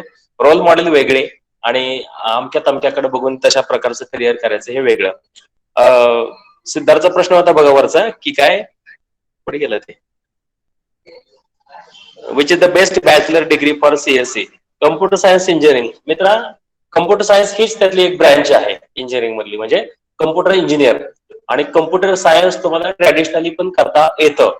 त्याच्यामध्ये तुम्ही BSc MSc करू शकता आणि फॉरेन मध्ये जाऊन मास्टरी पण करू शकता. तिकडे मास्टर ऑफ सायन्स अशा पद्धतीची डिग्री असते आणि त्याच्यामध्ये मग तुम्हाला वेगवेगळे विषय असतात. त्याच्यात कम्प्युटर सायन्स हा पण विषय असतो. आणि भारतामध्ये ज्या वेगवेगळ्या इन्स्टिट्यूट आहेत त्याच्यामध्ये तुम्हाला प्लेन डिग्री पण कम्प्युटर सायन्सची मिळते आणि इंजिनिअरिंग मध्ये तर आहेच. त्याच्यामध्ये परत कम्प्युटर इंजिनिअरिंग, सॉफ्टवेअर आहे, तुमचं काय काय अजून आहे बघा ते सांगते. तुझं मेकॅनिकल आहे, हा तू सांग कम्प्युटर सायन्स बद्दल थोडीशी माहिती सांग. कम्प्युटर इंजिनिअरिंग तुला जी माहिती ती सांग. कॉम्प्युटर इंजिनिअर मध्ये मला एवढी अशी माहिती नाही, पण त्याच्यामध्ये म्हणजे एक सांगितलं की कोडिंग आहे, त्याच्यामध्ये कोडिंग आहे, डिकोडिंग आहे, अजून असं स्पेसिफिक असं माहित नाही, पण त्याच्यामध्ये बऱ्याचशा ब्रांच आहेत. आपले हार्डवेअरची एक आहे, सॉफ्टवेअरची एक आहे. तर कॉम्प्युटरमध्ये बऱ्याच ब्रांच आहेत, पण त्याचा अभ्यास अजून माझा एवढा नाहीये. पण मी सांगू इच्छितो की चांगली ब्रांच आहे तशी. प्रचंड वास्ट करिअर आहे बरं का कम्प्युटर सायन्स मध्ये किंवा कम्प्युटरमध्ये. कारण कसं असतं त्याच्यामध्ये ऍप्लिकेशन्स डेव्हलप करणं, सॉफ्टवेअर डेव्हलप करणं, वेगवेगळ्या लँग्वेजेस आणि त्याचे इन्व्हेन्शन्स म्हणजे पुढच्या व्हर्जन्स येत असतात बघा. म्हणजे हल्ली आपण बघतो की IT सेक्टरमध्ये की त्यांची जी सिस्टम असते किंवा त्यांचं हार्डवेअर जे असतं ना, एक वर्षभरात ते लगेच नवीन हार्डवेअर इम्प्लाय करतात. का तर त्यांच्यासाठी ते ऍडव्हान्स सॉफ्टवेअर त्यांनी आणलेलं असतं. त्याच्यामुळे तुम्ही आणखी माहिती तुमची मोठी भावंडं जर असतील जे सॉफ्टवेअर मध्ये असतील किंवा कम्प्युटर सायन्स मध्ये असतील तर त्यांच्याकडून सुद्धा ही माहिती तुम्ही घेऊ शकता. भरपूर स्कोप आहे त्याच्यामध्ये आणि वेगवेगळे ब्रँचेस असतात. म्हणजे सॉफ्टवेअर वाला वेगळा असतो आणि हार्डवेअर वाला तो वेगळा असतो. हार्डवेअर वेगळं, सॉफ्टवेअर वेगळं. त्याच्यामध्ये पुन्हा तुम्ही प्रोग्रामिंग करताय, लँग्वेज डेव्हलप करताय, वेगवेगळे सॉफ्टवेअर डेव्हलप करताय, वेब डिझायनिंग करताय, काय प्रकारचं काम तुम्ही करताय त्याच्यावरती ते ठरतं. ड्रायव्हिंग कशामध्ये इम्पॉर्टंट आहे तर सगळ्यात महत्वाचं म्हणजे सिव्हिलमध्ये. सिव्हिल इंजिनिअरिंगमध्ये सगळ्यात जास्त डिझाईन्स असतात, सगळ्यात सगळीकडे असतात, पण सिव्हिलमध्ये हे प्रमाण जास्त आहे. कोडिंग जर माहिती असेल तर मी सांगेल परत तुम्हाला विराज कोडिंग बद्दल किंवा तुमचे जे बाकीच्या टेक्निकल क्वेश्चन्स जे असतील. कारण आता ह्यांनी इंजिनिअरिंगची डिग्री केलेली नाही, त्यामुळे त्या संदर्भातले काही प्रश्न असतील तर मी तुम्हाला नंतर आपल्या रेग्युलर लेक्चरला पण सांगेल. सिव्हिल इंजिनिअरिंग साठी कुठली परीक्षा असते आताच आपली झाली काय पिया CET आणि JEE दोन्ही पण परीक्षेमधून सिव्हिल इंजिनिअरिंग करता येतं. हार्डेस्ट कुठले श्राद्धाचा प्रश्न आहे की सगळ्या ब्रँच मध्ये कुठली ब्रँच हार्ड आहे बाबा सांगा. आता ते हार्ड काय असेल, मला तर वाटतं हार्ड काय नसतं. म्हणजे कारण आपली जी ब्रँच आपण निवडतो ती तरी पण लोकांना असं वाटतं, काही लोक म्हणतात की ANTC थोडं कॉम्प्लिकेटेड आहे. हार्ड नाहीये पण त्याच्यामध्ये कॉम्प्लिकेशन्स भरपूर आहेत. मेकॅनिकल वाला थोडा त्याच्या वेगळा असेल की किंवा एखादा म्हणेल सिव्हिल खूप हार्ड असतं. तर मला असं वाटतं की कुठलंच इंजिनिअरिंग हार्ड नाहीये. त्याला जर तुम्ही न्याय देत असाल तर, त्याला तुम्ही वेळ देत असाल तर, त्याच्यामध्ये तुम्ही 100% दिले, जगात काहीच हार्ड नसतं. हार्ड अँड सॉफ्ट किंवा आपण इझी म्हणूया तिथे, तर हे आपल्या म्हणण्यावर असतं मित्रांनो. तुमचा सेल्फ कॉन्फिडन्स तो सुद्धा महत्वाचा आहे. व्हॉट आर युअर प्लॅनिंग नाव? सध्या तुम्ही काय करताय किंवा सध्याचे तुमचे प्लॅनिंग काय आहे? नुकतीच परीक्षा देऊन आलेले आहेत, आता बघूयात नंतर ते पुढे काय करणार आहेत. ऍडव्हान्स साठी यांचं काय प्रिपरेशन आहे वगैरे हे आपण त्यांच्याकडून जाणून घेऊया. खूप महत्वाचा प्रश्न, कारण ऍडव्हान्स नाही झालेली किंवा तिचं काय फ्युचर असेल, ती होणार की नाही किंवा कशी होईल वगैरे, ते होईलच. कारण तुमची JEE सेकंड मेन झाली म्हणजे ऍडव्हान्स होणारच. तर त्यासाठी यांनी काय प्रिपरेशन केलंय? कारण IITत जायचं असेल तर मित्रांनो ह्यांना ऍडव्हान्स क्रॅक करणं खूप इम्पॉर्टंट आहे. तर त्यासाठी हे आपले दोन्ही दादा काय तयारी करतायत हा एक महत्वाचा प्रश्न आहे. त्याच्यावरती आपण त्यांना विचारूया की ऍडव्हान्स साठी ते काय तयारी करतात. अजून म्हणजे क्वालिफिकेशनची मेरिट लागली नाही, म्हणजे की दुसरी जे जातात 10 ते 12 तारखेपर्यंत मेरिट लिस्ट लागेल, त्यानंतर ऍडव्हान्सचे फॉर्म सुटतील. त्यानंतर म्हणजे प्रत्येक जण हे करणार प्रिपरेशन. आता सध्या तरी पुढच्या महिन्यात ऑक्टोबर महिन्यात CET आहे, महाराष्ट्र बोर्ड म्हणजे महाराष्ट्र शासनाची CET आहे, त्याचं प्रिपरेशन चालू आहे CETचं. म्हणजे दोघांचं पण त्याच चालू आहे CETचं. जेव्हा क्वालिफिकेशन मेरिट मध्ये बसेल आम्ही तेव्हा मग ऍडव्हान्सची तयारी करू. अभि म्हणाला तसंच की पुढच्या महिन्यात CET आहे, त्यामुळं मी सुद्धा आता CETचीच प्रिपरेशन करतोय. तर ह्या आठवड्यात तरी JEE मेन्सचा रिझल्ट लागेल. जर आपल्याला मी जर क्वालिफाय झालो तर नक्कीच मी ऍडव्हान्सची पण प्रिपरेशन करणारच आहे. जर क्वालिफाय झालो तर त्याची करणार, पण आता सध्या तरी मी CETची प्रिपरेशन करतोय, जे की पुढच्या महिन्यात आहे. म्हणजे बघा याने सांगितलं की आता पुढच्या मंथ मध्ये आपली स्टेट गव्हर्नमेंटची CET आहे, MST CET इंजिनिअरिंग साठीची, म्हणजे मेडिकल इंजिनिअरिंग साठी ती असते. तर त्याचं प्रिपरेशन दोघंही करतायत. नुकतीच JEE सेकंड मेन त्यांनी दिलेली आहे आणि याच्या मेरिट वरती ऍडव्हान्स साठीचं सिलेक्शन त्यांचं ठरेल. म्हणजे मेरिट मध्ये आले तर ते ऍडव्हान्सला पात्र होतील, अदरवाईज नाही. असं असं पण असू शकेल. मी त्यांना बेस्ट विशेष देतो की त्यांनी ऍडव्हान्स साठी पात्र व्हावं. पण आता एक कदाचित एक प्रश्न आहे की how is the support from your home. तर मला एक बेसिक क्वेश्चन, तो कदाचित तुमच्या मनामध्ये असेल असं मी गृहीत धरतो. काही विद्यार्थ्यांना असं वाटत असेल की मग सीईटी साठीची तयारी वेगळी असते का आणि ऍडव्हान्स साठीची तयारी वेगळी असते का? हा एक प्रश्नाचं उत्तर तुम्ही द्या. तर सीईटी सिलेबस सेम आहे, पण सीईटीचं एक जे विचारण्याचे क्वेश्चन विचारण्याचे जे अप्रोच आहे तो सिम्पल आहे, म्हणजे इझी आहे as compare to JEE mains आणि ऍडव्हान्स. त्या ऍडव्हान्स मध्ये मी सुरुवातीला म्हणलो की ऍडव्हान्स मध्ये एक क्वेश्चन डायरेक्ट कोणत्याही चॅप्टर मध्ये येणार नाही, तर मिक्स कन्सेप्ट असतात ऍडव्हान्स एक्झामिनेशन मध्ये. आणि सीईटी मध्ये हा एक असा सिम्पल क्वेश्चन डायरेक्ट त्या चॅप्टर मधून येऊ शकतो आणि एकाच कन्सेप्टवर येऊ शकतो. पण ऍडव्हान्स मध्ये तसं नाहीये. ऍडव्हान्स मध्ये 2-3 चॅप्टरचं मिक्स करून मिक्स कन्सेप्टने क्वेश्चन येतात. तर ऍडव्हान्स आणि सीईटी याच्यामध्ये बराच डिफरन्स आहे असं समजा. How is the support from your home. आणि दुसरा प्रश्न आहे की is there any age limit in JEE main, म्हणजे जेईई साठी एज लिमिट किती आहे हे तेच सांगतील. आणि घरून त्यांना सपोर्ट कसा आहे ते पण सांगा. तुम्ही दोघेही सांगा. घरून सपोर्ट मला अतिशय चांगला आहे, म्हणजे माझ्या आवडीनुसार घरच्यांनी सपोर्ट केला. मला हे करायचं म्हणून मी त्या फील्ड मध्ये घुसलो. घरचा सपोर्ट नक्कीच चांगला आहे. जेईई साठी एज लिमिट माझ्या मते 25 वर्ष आहे, 25 इयर्स. त्यानंतर आपण फॉर्म भरू शकत नाही किंवा जेईई देऊ शकत नाही, जेईईची परीक्षा देऊ शकत नाही. 25 इयर्स कोणत्याही पेपरसाठी, नीट किंवा जेईई दोन्हीसाठी 25 इयर्स आहे. तुम्हाला कसं सपोर्ट आहे सांगा. घरून सपोर्ट म्हणलं तर पहिले सुरुवातीचं मी जसं म्हणलं की 2-3 महिने निराश होतं, तर तेव्हा घरातून खूप चांगलं, म्हणजे सगळेच करतात पण माझं एक एक्सेप्शन सांगतो की एक्सपिरियन्स अजून एक सांगतो की जेव्हा मी असं जरा थोडस निराश व्हायचो तेव्हा मी आई वडिलांशी बोलायचो, बहिणीशी बोलायचो आणि टीव्ही पण बघायचो. त्यांच्याशी बोलल्याने काय होतं की आपलं मन जे असतं ते मोकळं होतं आणि त्यांनी आपल्याला टेन्शन कमी होतं किंवा जे निराशा आहे ती कमी होते.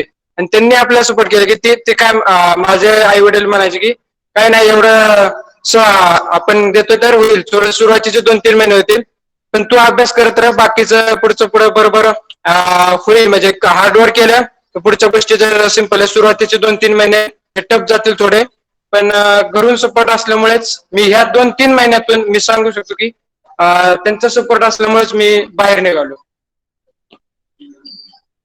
खूप महत्वाची बाब आहे बघा ही, घरातल्यांचा सपोर्ट असणं.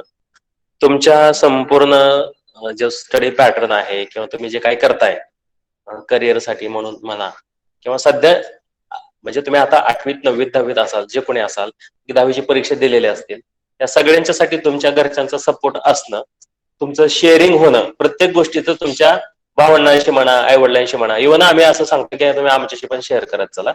आणि दुसरी महत्वाची गोष्ट की एक्सप्रेस व्हायला शिका. तुमच्या मनात ज्या गोष्टी असतील ना, बऱ्याच वेळा आम्हाला कधी कधी असं जाणवतं की मुलं मोकळेपणाने बोलत नाहीत आपल्या करिअर बद्दल.